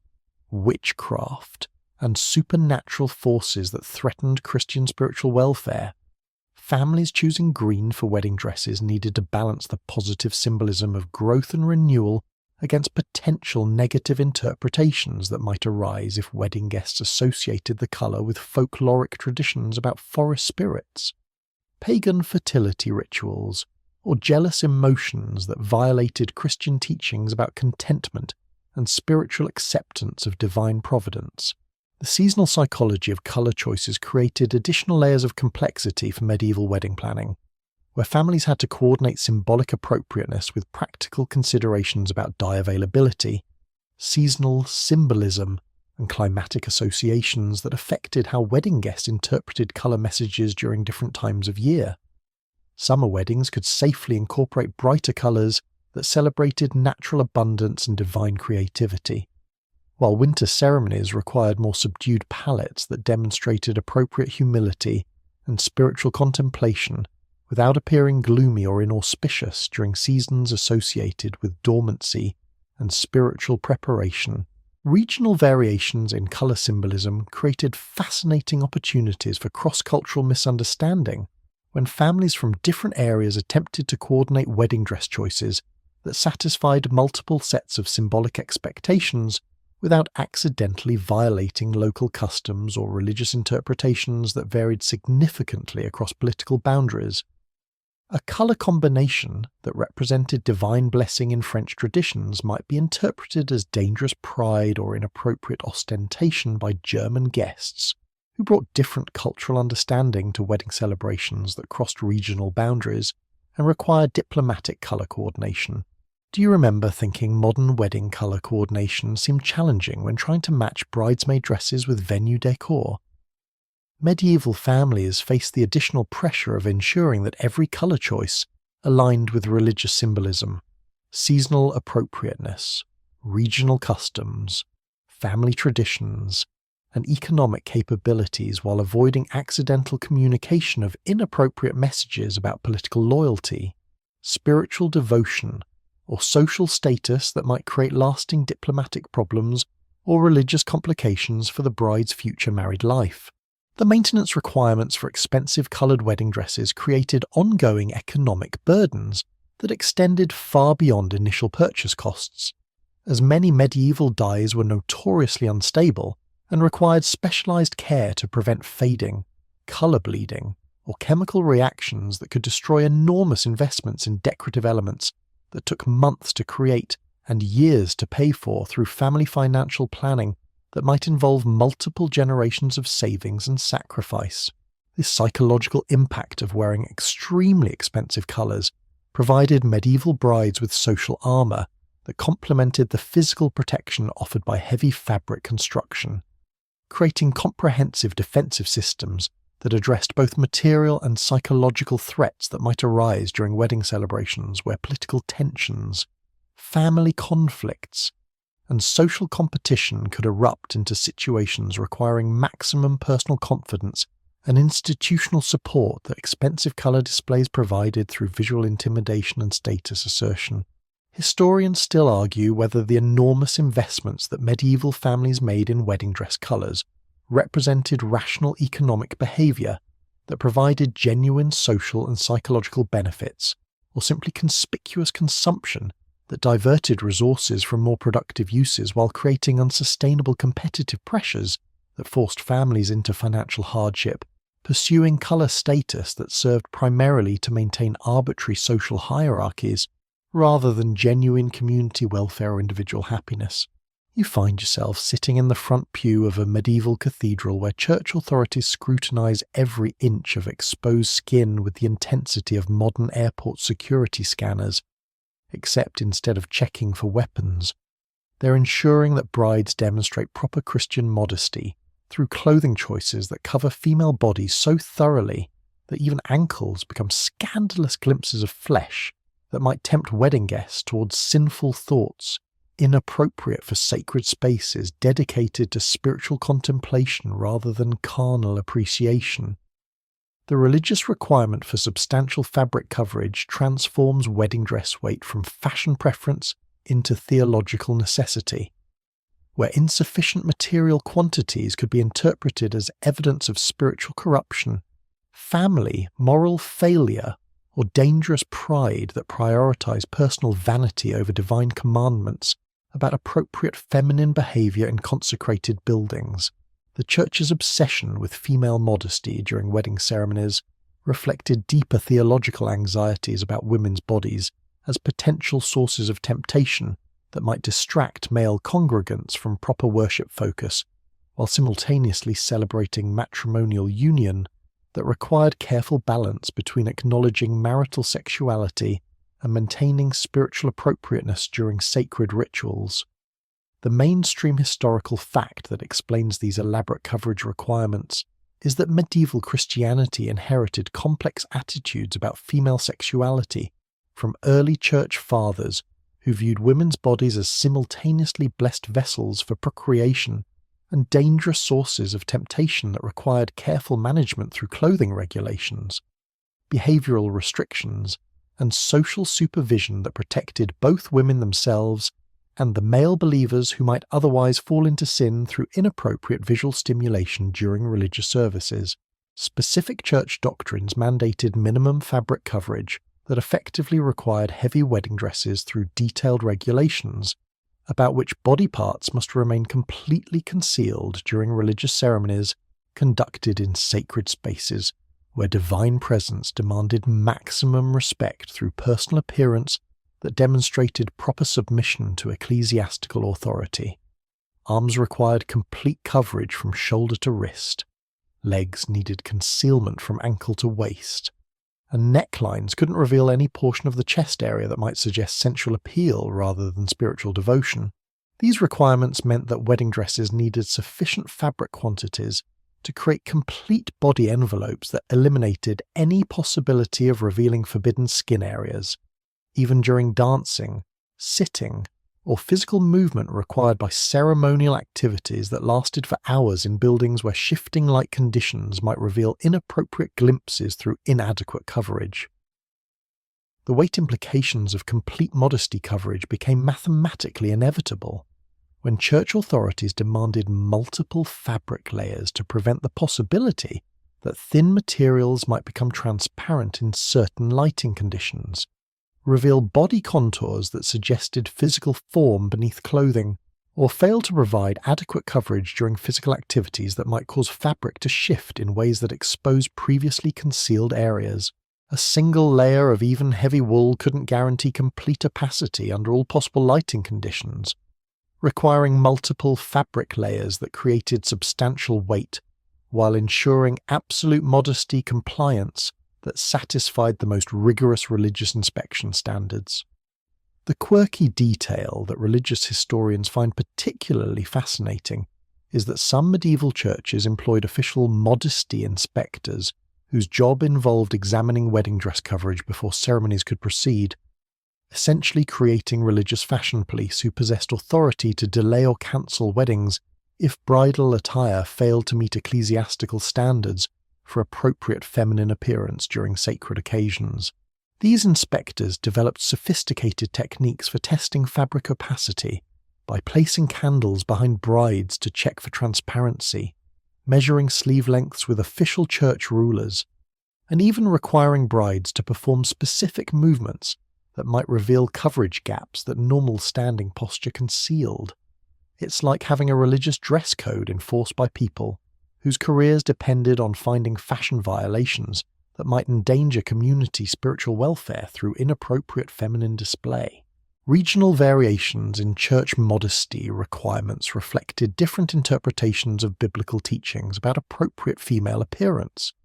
creating fascinating diversity in wedding dress standards that range from relatively moderate coverage expectations in Mediterranean regions influenced by classical traditions to extraordinarily strict requirements in Northern European areas where ascetic religious movements demanded near-complete concealment of female form through clothing so comprehensive that brides resembled walking fabric tents, designed to eliminate any possibility of masculine temptation during sacred ceremonies.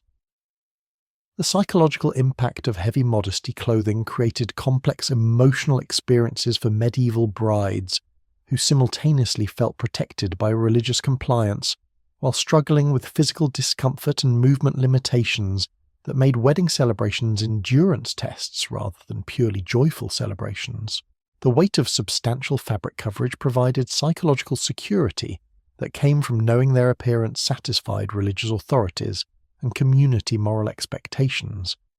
But this spiritual confidence came at the cost of physical freedom a natural movement that made simple activities like walking, dancing, or eating require careful planning and assistance from attendants who helped manage the elaborate clothing systems that religious modesty demanded. Do you remember how religious symbolism in fabric choices created additional layers of meaning for medieval wedding dress selection? The church's modesty requirements added another dimension, where families had to balance coverage obligations with fabric symbolism, colour appropriateness, and regional customs, while ensuring that religious compliance didn't accidentally communicate inappropriate messages about spiritual devotion or create clothing combinations that might be interpreted as excessive pride disguised as pious humility. The economic burden of meeting religious modesty standards created additional financial pressure for families already struggling with the enormous costs of creating appropriate wedding dresses, since complete coverage requirements meant that cheaper thin fabrics couldn't be used as money-saving alternatives to expensive heavy materials that provided both adequate opacity and appropriate weight for social status display. Families couldn't economize by using lightweight alternatives without risking religious disapproval that might have social and spiritual consequences extending far beyond wedding day embarrassment. The enforcement mechanisms that churches developed for monitoring wedding dress appropriateness included pre-ceremony inspections, during service supervision, and even post-wedding evaluations that could result in religious sanctions for families whose daughters' clothing choices were deemed inappropriate after careful theological consideration by religious authorities who possessed expertise in interpreting divine will regarding proper feminine appearance during sacred occasions. Church doctrine connected fabric weight to spiritual virtue through theological arguments that equated substantial clothing with proper feminine humility, religious devotion, and family moral character that demonstrated appropriate Christian values through visual displays of modesty that honored God while providing positive examples for community members who might otherwise be tempted toward inappropriate fashion choices that prioritized personal vanity over spiritual obligations. The seasonal challenges of maintaining religious modesty created additional complications for wedding dress planning, since church requirements remained constant regardless of weather conditions that might make heavy coverage uncomfortable or impractical. Forcing families to choose between religious compliance and physical comfort during ceremonies that could last for entire days in buildings that lacked adequate heating or ventilation systems. Historians still argue whether medieval church modesty requirements represented genuine theological concerns about spiritual welfare and community moral standards, or simply institutional control mechanisms that used religious authority to enforce social hierarchies and limit individual expression through elaborate clothing regulations that served primarily to demonstrate ecclesiastical power over personal appearance choices rather than addressing legitimate spiritual needs that required such extensive fabric coverage during wedding ceremonies. The long-term impact of religious modesty, traditions on wedding dress design, created fashion momentum that persisted long after specific church requirements had relaxed, establishing cultural expectations about appropriate bridal appearance that continued influencing wedding dress weight and coverage standards even when religious authorities no longer actively enforce strict modesty regulations during marriage ceremonies. You experience the full marathon nature of medieval wedding celebrations as dawn breaks on what modern couples might assume would be the final day of festivities, only to discover that you've barely completed the preliminary ceremonies of a celebration cycle that could extend for an entire week of continuous social obligations, religious rituals, and community feasting that would exhaust modern partygoers accustomed to reception events lasting a few hours, rather than elaborate medieval extravaganzas that treated marriage as community-wide festivals, requiring endurance comparable to surviving a particularly festive siege, where the enemy attacks with dancing, eating, and social obligations instead of arrows and battering rams. The durability requirements for wedding dress construction become immediately apparent when you realize that the same garment must survive multiple days of continuous wear while maintaining structural integrity, aesthetic appeal, and symbolic appropriateness through activities that range from solemn religious ceremonies requiring perfectly composed appearance to energetic dancing that tests every seam, gathering and decorative element that master craftspeople spent months creating to withstand exactly this type of comprehensive stress testing that no modern formal wear would survive without complete destruction. The mainstream historical fact that explains these marathon celebration schedules is that medieval marriages represented not just personal unions, but complex social contracts that required extensive community participation to legitimize the new family relationships, transfer property rights, establish political alliances, and celebrate economic arrangements that affected entire villages or regions whose prosperity might depend on successful marriage negotiations between prominent families. The extended celebration period allowed time for all interested parties to participate in ceremonial activities that confirmed their support for the new union, while providing opportunities for diplomatic discussions, business negotiations, and social networking that served broader community interests beyond simple romantic celebration. Medieval wedding timelines that began on Monday might not conclude until the following Sunday, creating week-long endurance challenges that demanded clothing capable of surviving continuous wear, while accommodating diverse activities that included formal religious ceremonies, elaborate banquet dining, competitive dancing, outdoor processions, and even sporting events that wedding guests organised to honour the new couple through demonstrations of community athletic prowess and celebratory enthusiasm. A wedding dress needed to function as formal ceremonial wear, dance costume, travelling outfit, and social armour simultaneously, creating engineering challenges that required construction techniques sophisticated enough to anticipate every possible stress scenario that extended celebrations might create. The psychological endurance required for sustained wedding festivities created mental challenges that complemented the physical demands of wearing heavy dresses for extended periods without rest, recovery time, or wardrobe changes that might provide relief from the constant pressure of maintaining perfect appearance, while fulfilling social obligations that required gracious interaction with hundreds of guests whose satisfaction could affect family reputation for generations. Brides needed clothing that provided psychological confidence through reliable performance under stress, ensuring that dress failures wouldn't create embarrassing situations during crucial moments when community attention focused on evaluating family status and social competence.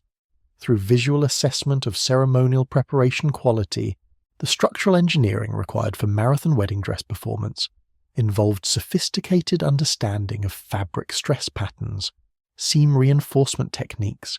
and weight distribution systems that could maintain integrity under continuous movement without developing the catastrophic failures that might transform celebratory occasions into social disasters, requiring emergency repairs that could interrupt festivities or create lasting negative impressions about family preparation competence.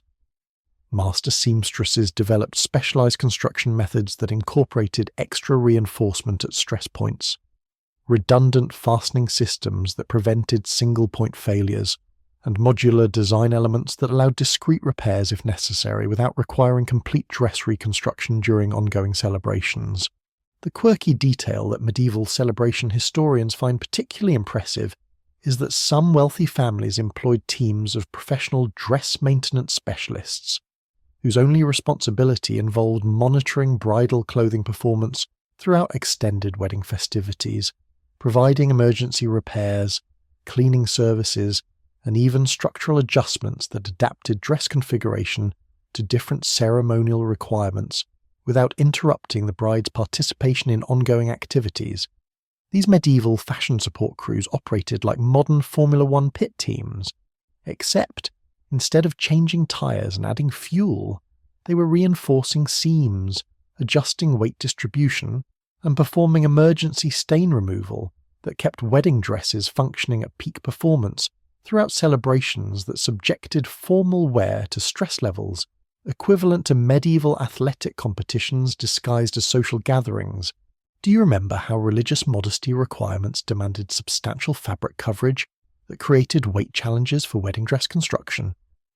The marathon celebration format amplified these challenges by requiring that modest coverage remain intact throughout extended activities that included outdoor processions where wind might disrupt carefully arranged fabric, energetic dancing that tested seam integrity, and multi-course banquet dining that demanded comfortable sitting positions while maintaining appropriate appearance during meals that lasted for hours and involved complex social interactions with guests whose satisfaction affected family reputation and future business relationships. The food and drink consumption required during week-long celebrations created additional dress durability challenges,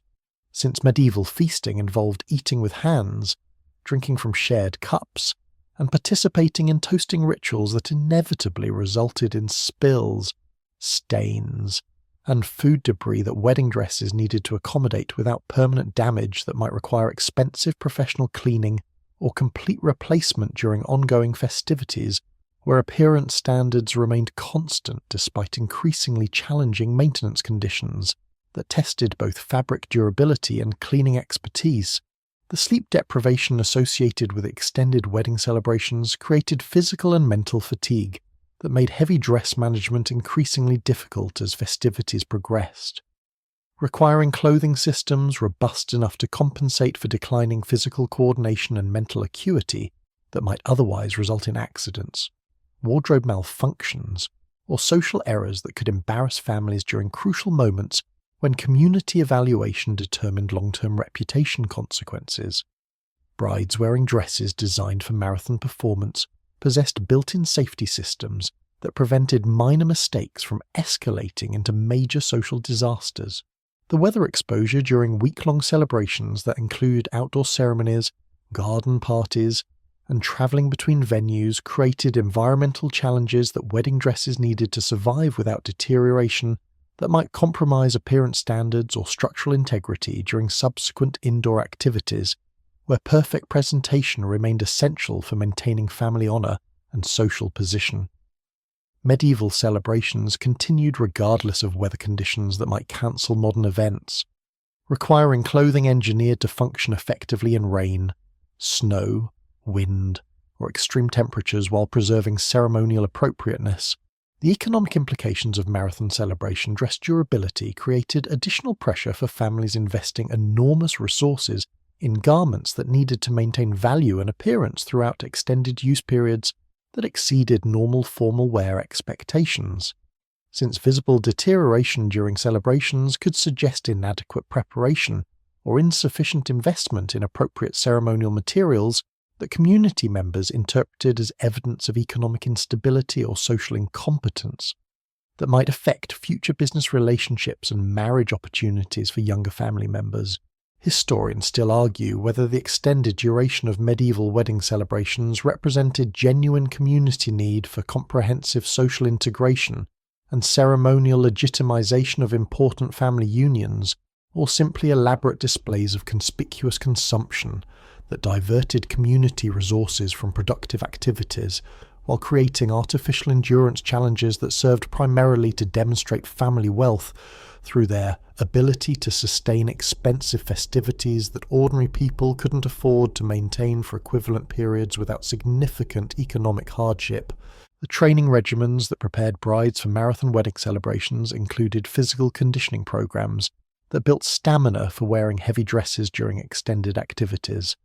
practice sessions that developed skills for managing complex clothing during diverse ceremonial requirements, and mental preparation that created psychological resilience necessary for maintaining gracious social behaviour throughout week-long celebrations that tested both personal endurance and family organisational capabilities under intense community scrutiny that could affect social standing for decades after wedding festivities concluded. You witness the fascinating spectacle of medieval social climbing in action as ambitious merchant families invest their entire accumulated wealth in creating wedding dresses so elaborate and expensive that casual observers might mistake them for minor nobility, essentially conducting elaborate confidence schemes where fabric weight and luxury materials function as forged documents in the complex bureaucracy of social status that governed medieval European hierarchy through visual signals that announce family position more clearly than any written credentials or official titles that most people couldn't read anyway. These textile-based identity transformations required remarkable courage and strategic planning,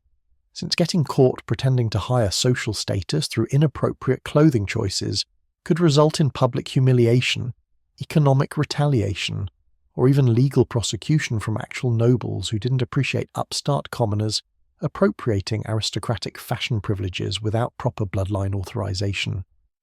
The mathematical precision required for successful social mobility through wedding dress investment involved calculating exactly how much luxury display was necessary to suggest elevated status without crossing invisible lines that might trigger dangerous scrutiny from established elite families who possessed both the knowledge and authority to expose fraudulent social claims through careful examination of clothing details that revealed true economic capabilities versus superficial appearance management. Successful social climbers learn to incorporate just enough expensive elements to shift perceptions while maintaining plausible deniability about their intentions,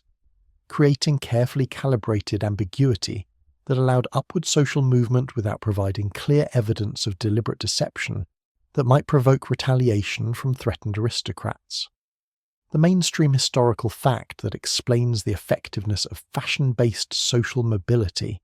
is that medieval European society operated through complex visual status systems, where clothing served as primary identification that determined how individuals were treated in social, economic, and legal situations where personal reputation and family standing affected everything from business opportunities to marriage prospects to legal protections that varied dramatically based on perceived social class. Unlike modern societies with extensive documentation systems and standardized identification methods, medieval communities relied heavily on appearance assessment to make crucial decisions about trust, creditworthiness, and appropriate social treatment that could transform entire family fortunes through successful clothing-based status enhancement that convinced key community members to accept elevated social positioning. Regional variations in social mobility tolerance created fascinating opportunities for strategic relocation, where families could successfully claim higher status in new communities that lacked detailed knowledge about their actual background and economic history. A merchant family with newly acquired wealth might relocate from a village where everyone knew their humble origins to a different region, where impressive wedding dress displays could establish credible claims to minor gentry status that local residents would accept without extensive investigation into family genealogy or financial verification that might expose the gap between appearance and reality. The timing strategies that successful social climbers employed involved carefully coordinating their status elevation attempts with periods of social disruption, economic change, or political transition that created opportunities for identity transformation while reducing risks of exposure by established elites who might be distracted by larger concerns about maintaining their own positions during unstable periods. War, plague, economic shifts, or political upheavals created social mobility windows where ambitious families could successfully reposition themselves through strategic clothing investments that suggested higher status during chaotic periods when normal social supervision mechanisms were temporarily disrupted. The quirky detail that social historians find particularly amusing involves the elaborate espionage networks that some ambitious families developed to gather intelligence about appropriate clothing choices for their target social level, essentially creating medieval fashion surveillance systems that monitored actual noble families to identify specific details of dress construction, material quality, and decorative elements that authentic aristocrats used to signal their legitimate status. These intelligence operations included bribing servants, befriending tradespeople who worked for elite families, and even attending public ceremonies specifically to observe and document fashion details that could be replicated in their own wedding dress investments, designed to mimic authentic aristocratic appearance, while avoiding obvious copying that might expose their fraudulent social aspirations. The psychological challenges of maintaining elevated social positions achieved through clothing investment required sustained performance that extended far beyond wedding celebrations to include ongoing fashion maintenance, behavioral adaptation, and continuous vigilance about avoiding situations that might expose the gap between claimed status and actual background. Families who successfully elevated their social position through wedding dress displays needed to invest continuously in maintaining their new identity through appropriate clothing for other occasions,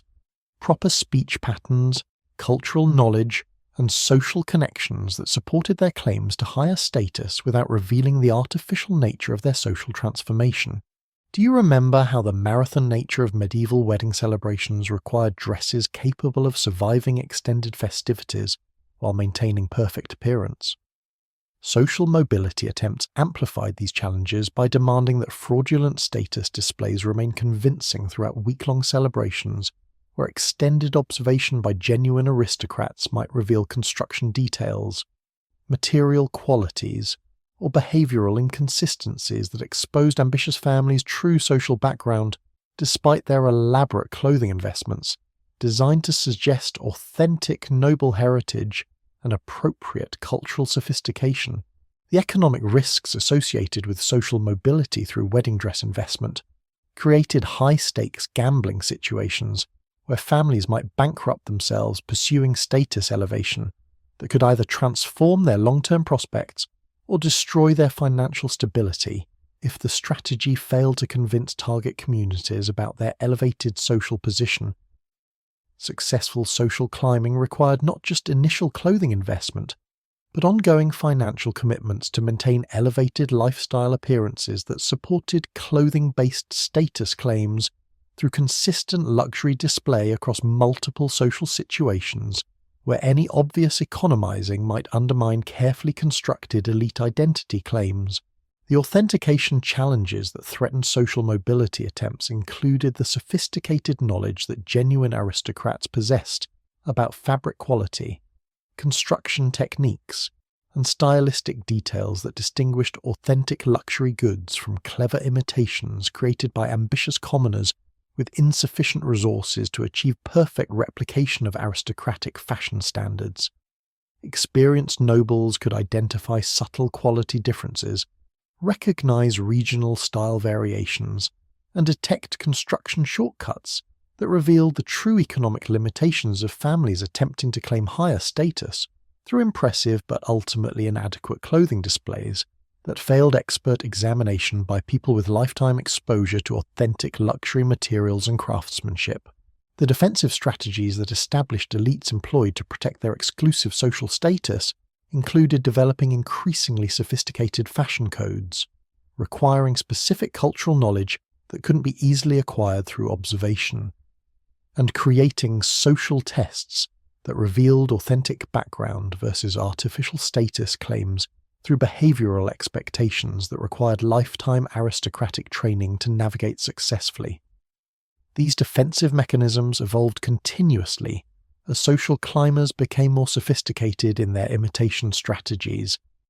creating ongoing arms races between ambitious families and protective elites that drove both fashion innovation and social complexity throughout medieval European hierarchy systems. Historians still argue whether social mobility through wedding dress investment represented legitimate economic behavior that provided genuine opportunities for talented families to improve their circumstances, or simply created artificial status competitions that wasted community resources while undermining stable social systems that required clear hierarchy maintenance to function effectively. Some scholars suggest that fashion-based social mobility served beneficial functions by providing advancement opportunities for economically successful families while encouraging productive investment in luxury goods production, while others argue that clothing-based status fraud created social instability and economic inefficiency that diverted resources from more productive uses while generating conflict between established elites and ambitious newcomers competing for limited high-status positions. You discover the remarkable world of medieval textile inheritance as you explore the dusty storage chambers where wedding dresses from multiple generations hang like ghostly reminders of family celebrations spanning decades or even centuries, each garment carefully preserved through specialized techniques that rival modern museum conservation methods. because these expensive creations represented far too much accumulated wealth to be worn just once and then forgotten, like disposable modern fashion items that families replace for every special occasion. The economic pressure to maximize return on wedding dress investments created elaborate preservation systems where mothers, grandmothers, and great-grandmothers collaborated to maintain precious garments that might serve 4 or 5 different brides within the same family lineage, creating textile traditions that connected generations through shared fabric that carried both economic value and emotional significance across decades of family history. The storage techniques that medieval families developed for preserving wedding dresses involved sophisticated understanding of textile conservation principles that protected expensive fabrics from moths, moisture, light damage, and chemical deterioration that could destroy enormous investments in luxury materials over the extended periods that valuable garments needed to remain viable for future family use. The mainstream historical fact that explains the importance of dress preservation is that medieval textile production was so labour-intensive and expensive that wedding dresses often represented the single most valuable movable possession that ordinary families owned, making their long-term preservation essential for maintaining family wealth that might otherwise be lost through neglect or inadequate storage methods that allowed irreplaceable materials to deteriorate beyond repair or reuse possibilities. Master preservation techniques included storing dresses in specially constructed wooden chests lined with aromatic herbs that deterred insects while absorbing moisture that might cause fabric rot, wrapping individual garments in linen shrouds that provided additional protection against dust and vermin, and rotating stored dresses periodically to prevent permanent creasing or fabric compression that might damage structural elements during extended storage periods. Some wealthy families employed professional textile conservators whose expertise in fabric preservation commanded substantial fees, but provided insurance against storage failures that might destroy wedding dress investments worth more than most people's annual income. The intergenerational modification process required remarkable skill from seamstresses who could adapt dresses designed for previous generations to fit contemporary brides, while maintaining structural integrity and stylistic appropriateness that satisfied both preservation goals and current fashion expectations. These alterations involved complex engineering challenges where fabric had to be relocated, seams reconstructed, and decorative elements repositioned without compromising the overall design aesthetic or reducing the garment's symbolic impact during wedding ceremonies, where family honour depended on maintaining impressive appearance standards despite working with materials that might be decades old. Regional variations in dress preservation traditions reflected different approaches to balancing conservation goals with adaptation needs that allowed valuable garments to serve multiple generations without losing their ceremonial effectiveness or social significance. Northern European families developed preservation methods that emphasized durability and weather resistance, creating storage systems that protected dresses during harsh winters while maintaining accessibility for periodic maintenance that prevented deterioration during extended dormancy periods. Mediterranean families focused on preservation techniques that addressed different environmental challenges, including heat, humidity, and insect activity that required specialized storage solutions adapted to warmer climates. The quirky detail that textile preservation historians find particularly fascinating involves the elaborate blessing ceremonies that some families performed when transferring wedding dresses between generations, essentially treating dress inheritance as spiritual rituals that connected new brides to ancestral traditions while ensuring divine protection for valuable garments that carried both economic and emotional significance across family lineages. These ceremonies included prayers asking for continued dress preservation, ritual cleaning that supposedly removed any negative spiritual influences accumulated during previous use,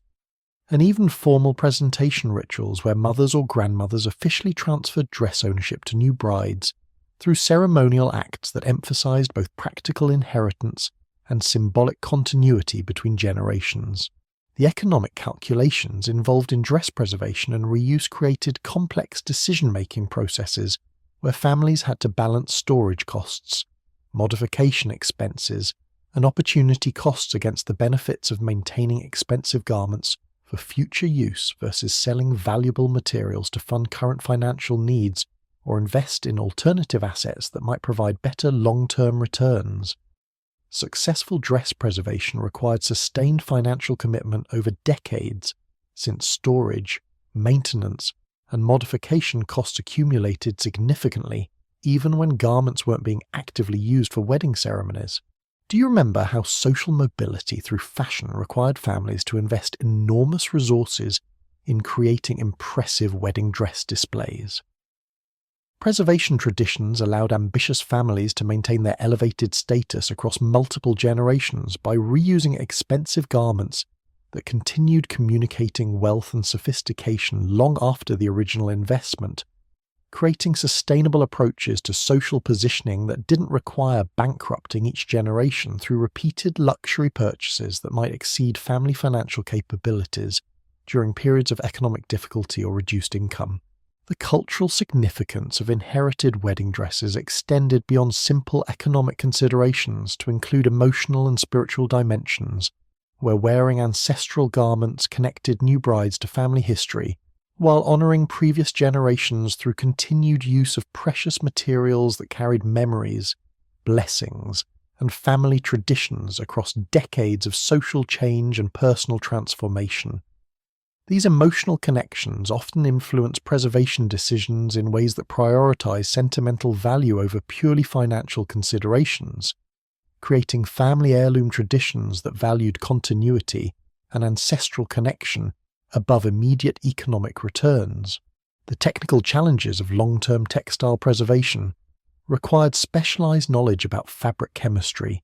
environmental control, and conservation techniques that professional preservationists developed through experience with different material types, storage conditions, and deterioration patterns that threatened valuable garments during extended dormancy periods. Medieval families lacking access to professional conservation services had to develop their own preservation expertise through trial and error that sometimes resulted in valuable dress destruction, despite good intentions and careful attention to storage requirements. The modification skills required for adapting inherited wedding dresses to fit different generations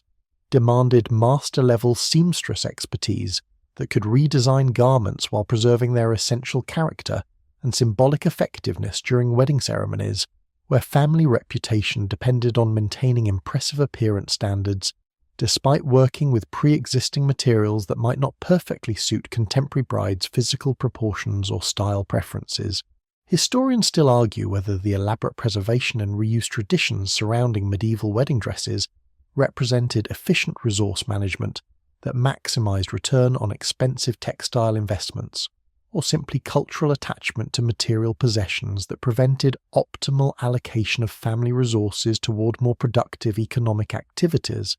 that might have generated better long-term prosperity than maintaining expensive clothing for ceremonial purposes that occurred infrequently and provided primarily symbolic rather than practical benefits. The success rates for medieval dress preservation varied significantly based on storage quality, family financial stability, political conditions, and environmental factors that could destroy even carefully maintained garments through wars, natural disasters, or economic crises that forced families to sell valuable possessions for survival rather than preserving them for future generational use that required sustained prosperity and social stability to maintain preservation traditions across multiple decades of potential disruption. The evolution of preservation techniques reflected growing understanding of textile conservation principles that families developed through accumulated experience with storage challenges while adapting traditional methods to address changing environmental conditions, fashion requirements, and family circumstances that influence long-term preservation strategies designed to maintain valuable wedding dress investments across multiple generations of family celebrations and social obligations.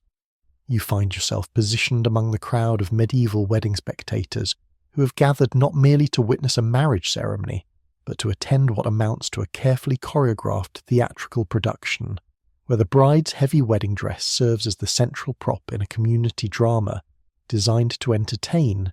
educate, and reinforce social values through visual spectacle that rivals anything modern Broadway producers could create with unlimited budgets and professional stage designers. The weight and bulk of her elaborate garment transforms every movement into deliberate performance art,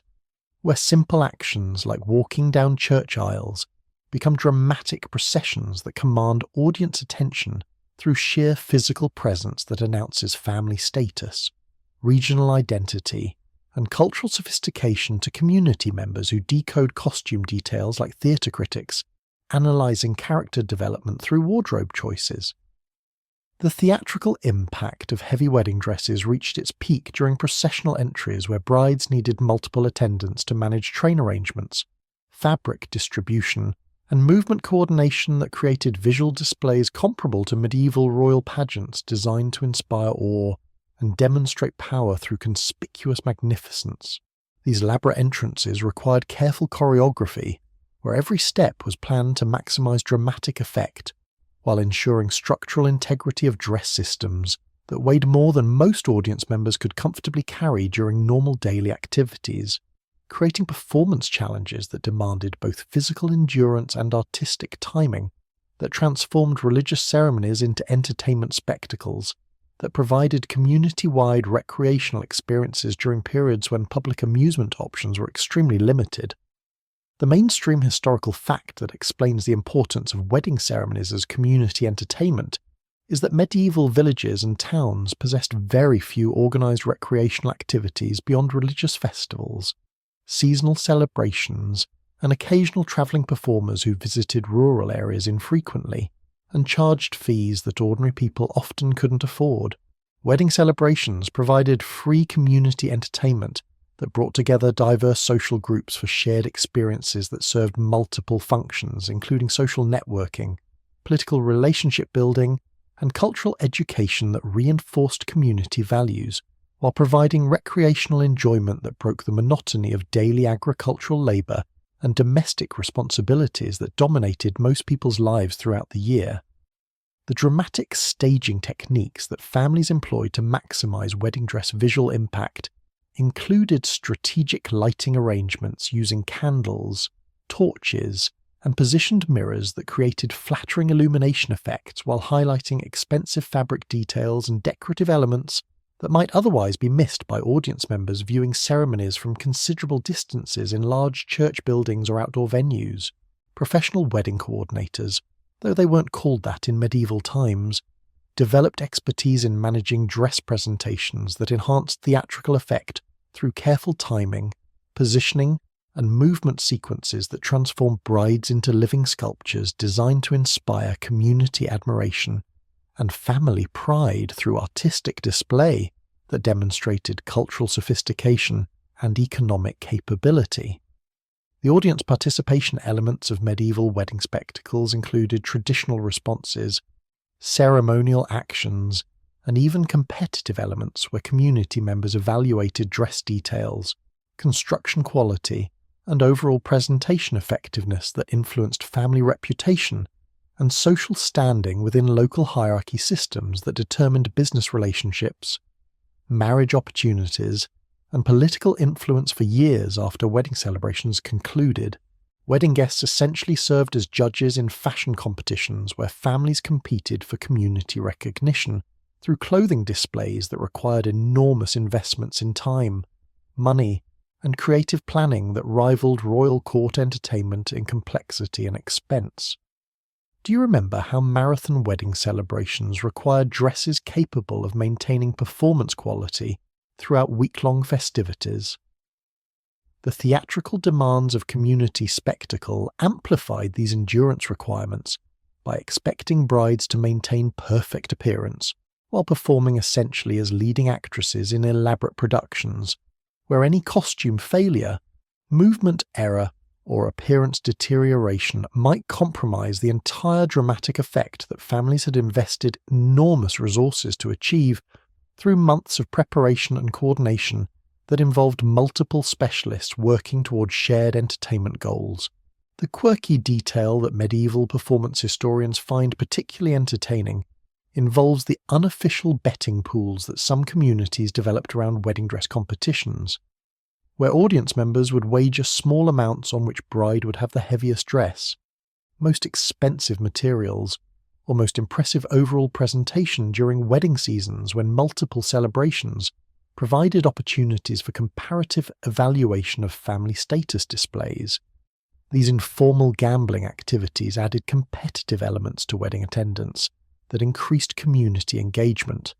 while creating additional pressure for families to maximize their theatrical presentations through increasingly elaborate dress investments that sometimes escalated to ridiculous extremes driven by entertainment value rather than practical considerations or religious appropriateness. The seasonal scheduling of wedding celebrations created natural theatre seasons where communities could anticipate extended periods of entertainment provided by multiple families competing for attention through increasingly spectacular dress presentations that built audience expectations for dramatic escalation throughout wedding cycles that might include dozens of celebrations concentrated during agriculturally slow periods, when community members had time and energy to attend extended festivities that served as primary recreational activities during harsh winter months when outdoor entertainment options were severely limited by weather conditions. The educational functions of wedding dress theatre included demonstrating proper social behaviour,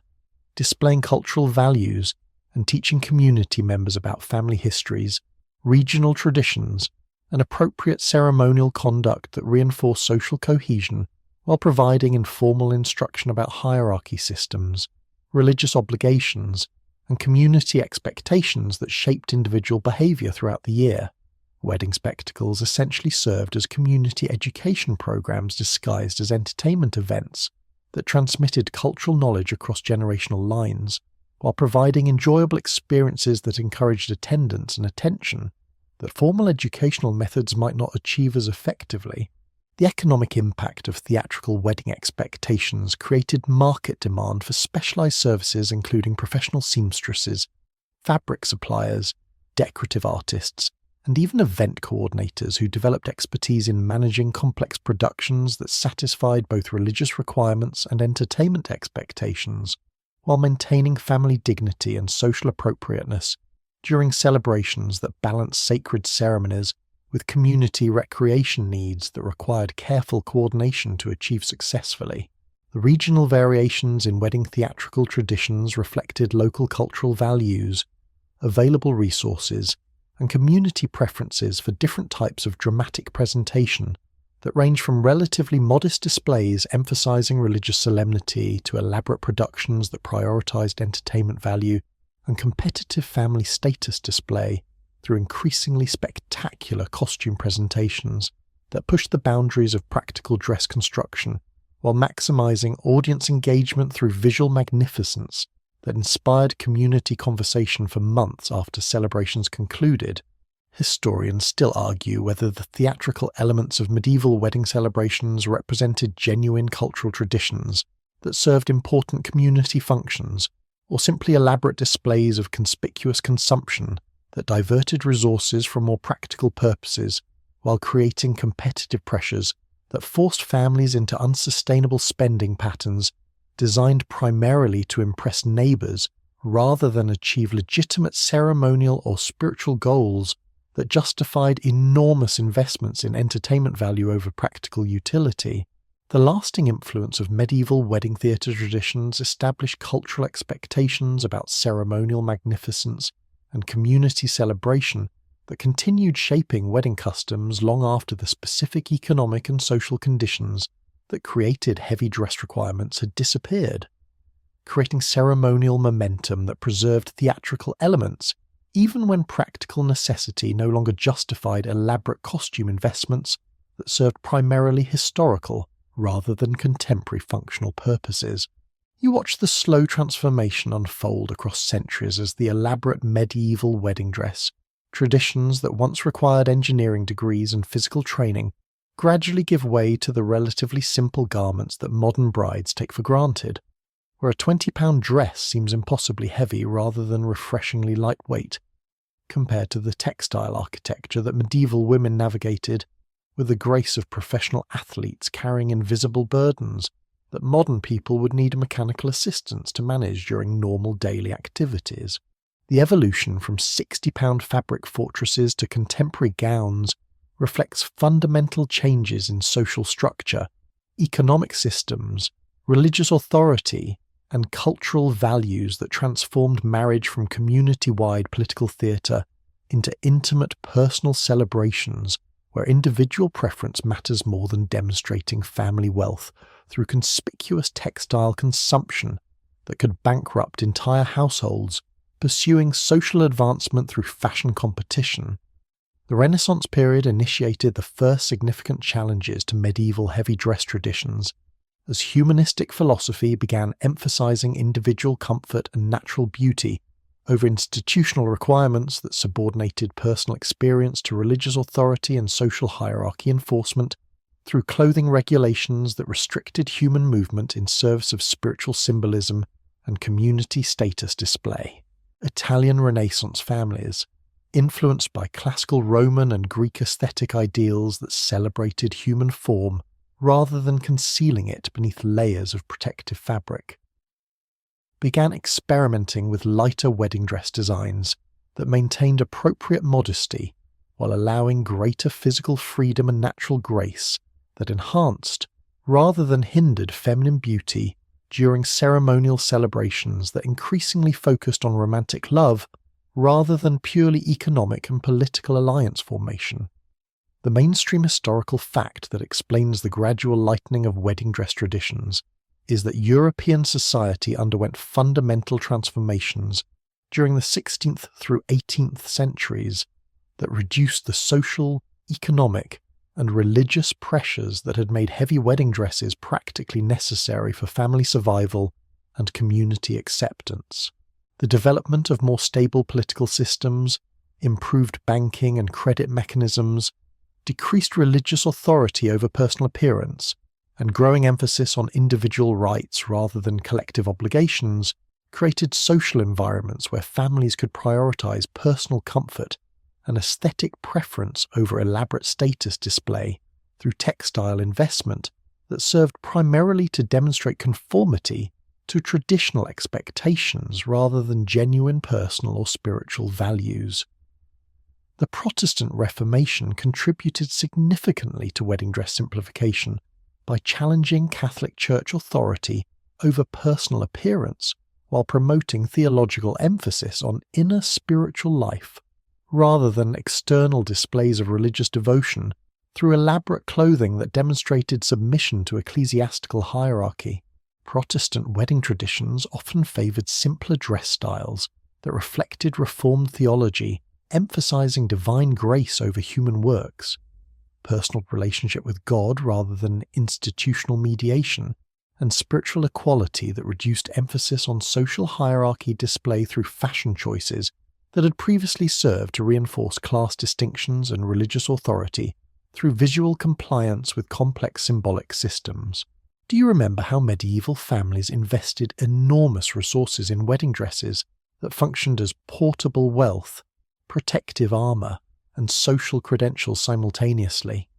The development of modern banking systems, insurance policies, and legal property protections gradually eliminated the need for families to store wealth in textile form, while providing alternative security mechanisms that made heavy protective clothing unnecessary for financial safety during travel or social interaction with potentially hostile strangers who might threaten family assets stored in vulnerable physical formats. The Industrial Revolution accelerated wedding dress evolution through technological innovations that made lightweight fabrics more affordable and accessible, while reducing the labour costs that had made elaborate dress construction prohibitively expensive for ordinary families who previously couldn't afford guild-quality craftsmanship that created garments worthy of important ceremonial occasions.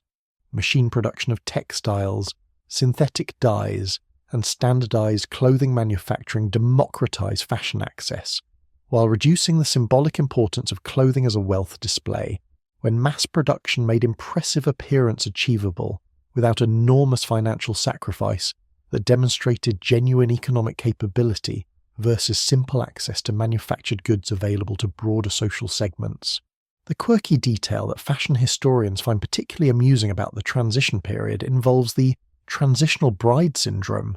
that affected women caught between medieval heavy dress traditions and emerging lighter fashion trends, creating confusion about appropriate wedding attire that led to bizarre compromise solutions, including hollow dress weights that created impressive bulk without actual fabric heaviness, detachable train systems that could be removed after processional entries, and even rental arrangements where families borrowed authentic heavy dresses for ceremonies while purchasing lighter garments for extended celebration activities. These intermediate solutions created wedding fashion chaos, where brides might change costumes multiple times during celebrations to satisfy both traditional expectations and practical comfort needs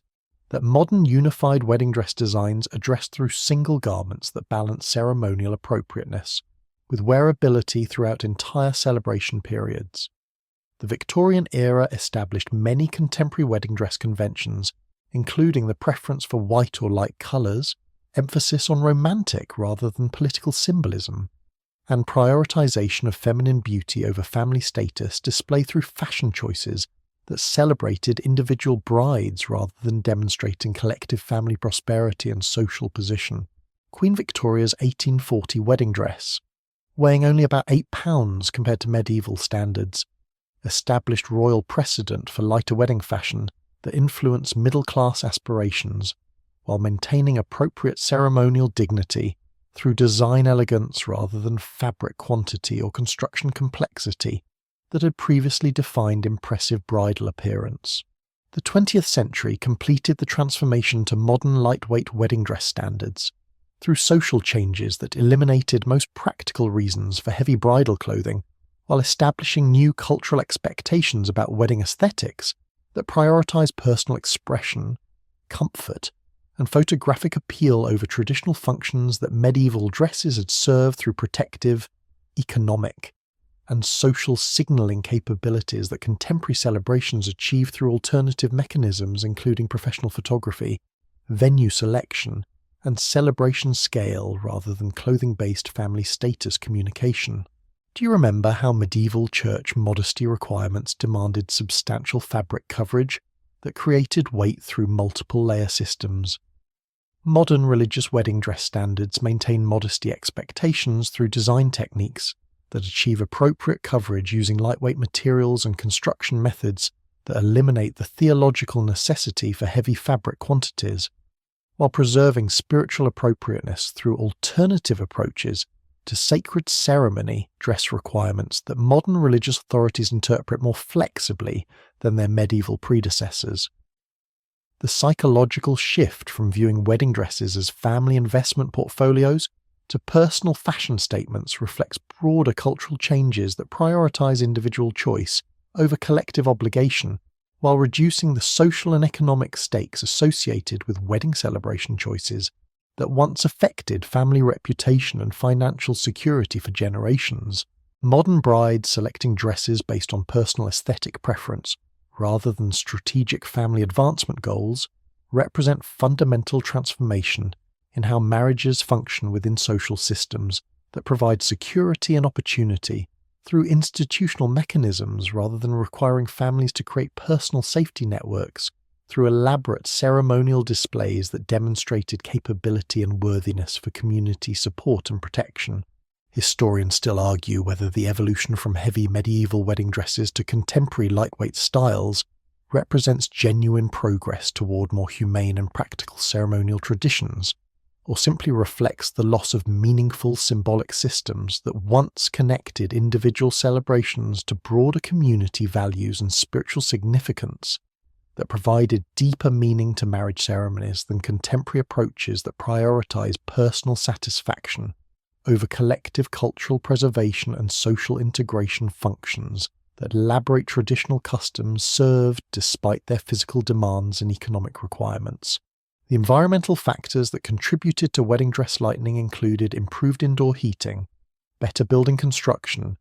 and climate changes that reduced the thermal protection needs that had made heavy fabric layers practically necessary for surviving wedding celebrations conducted in harsh medieval conditions where hypothermia represented genuine risk rather than simple discomfort that modern climate control systems prevent through technological solutions rather than personal clothing adaptation.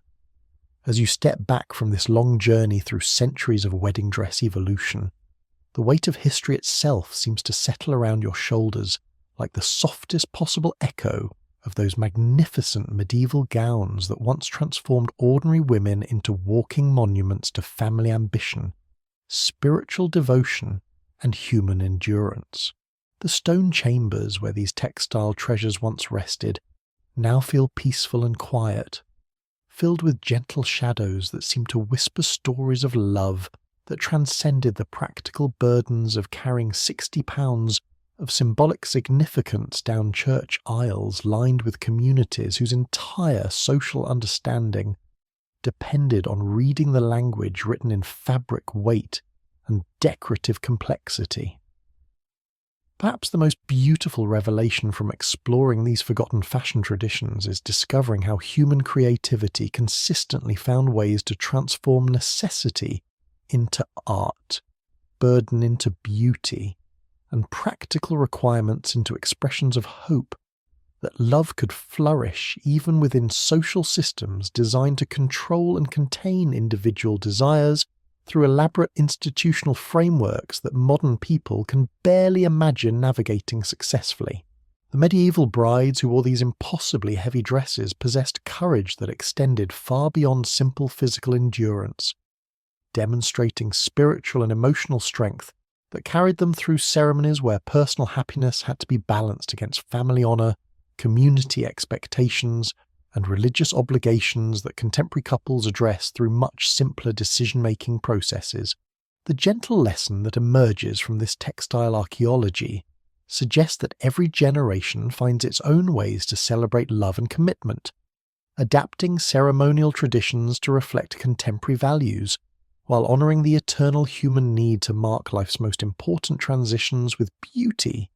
meaning,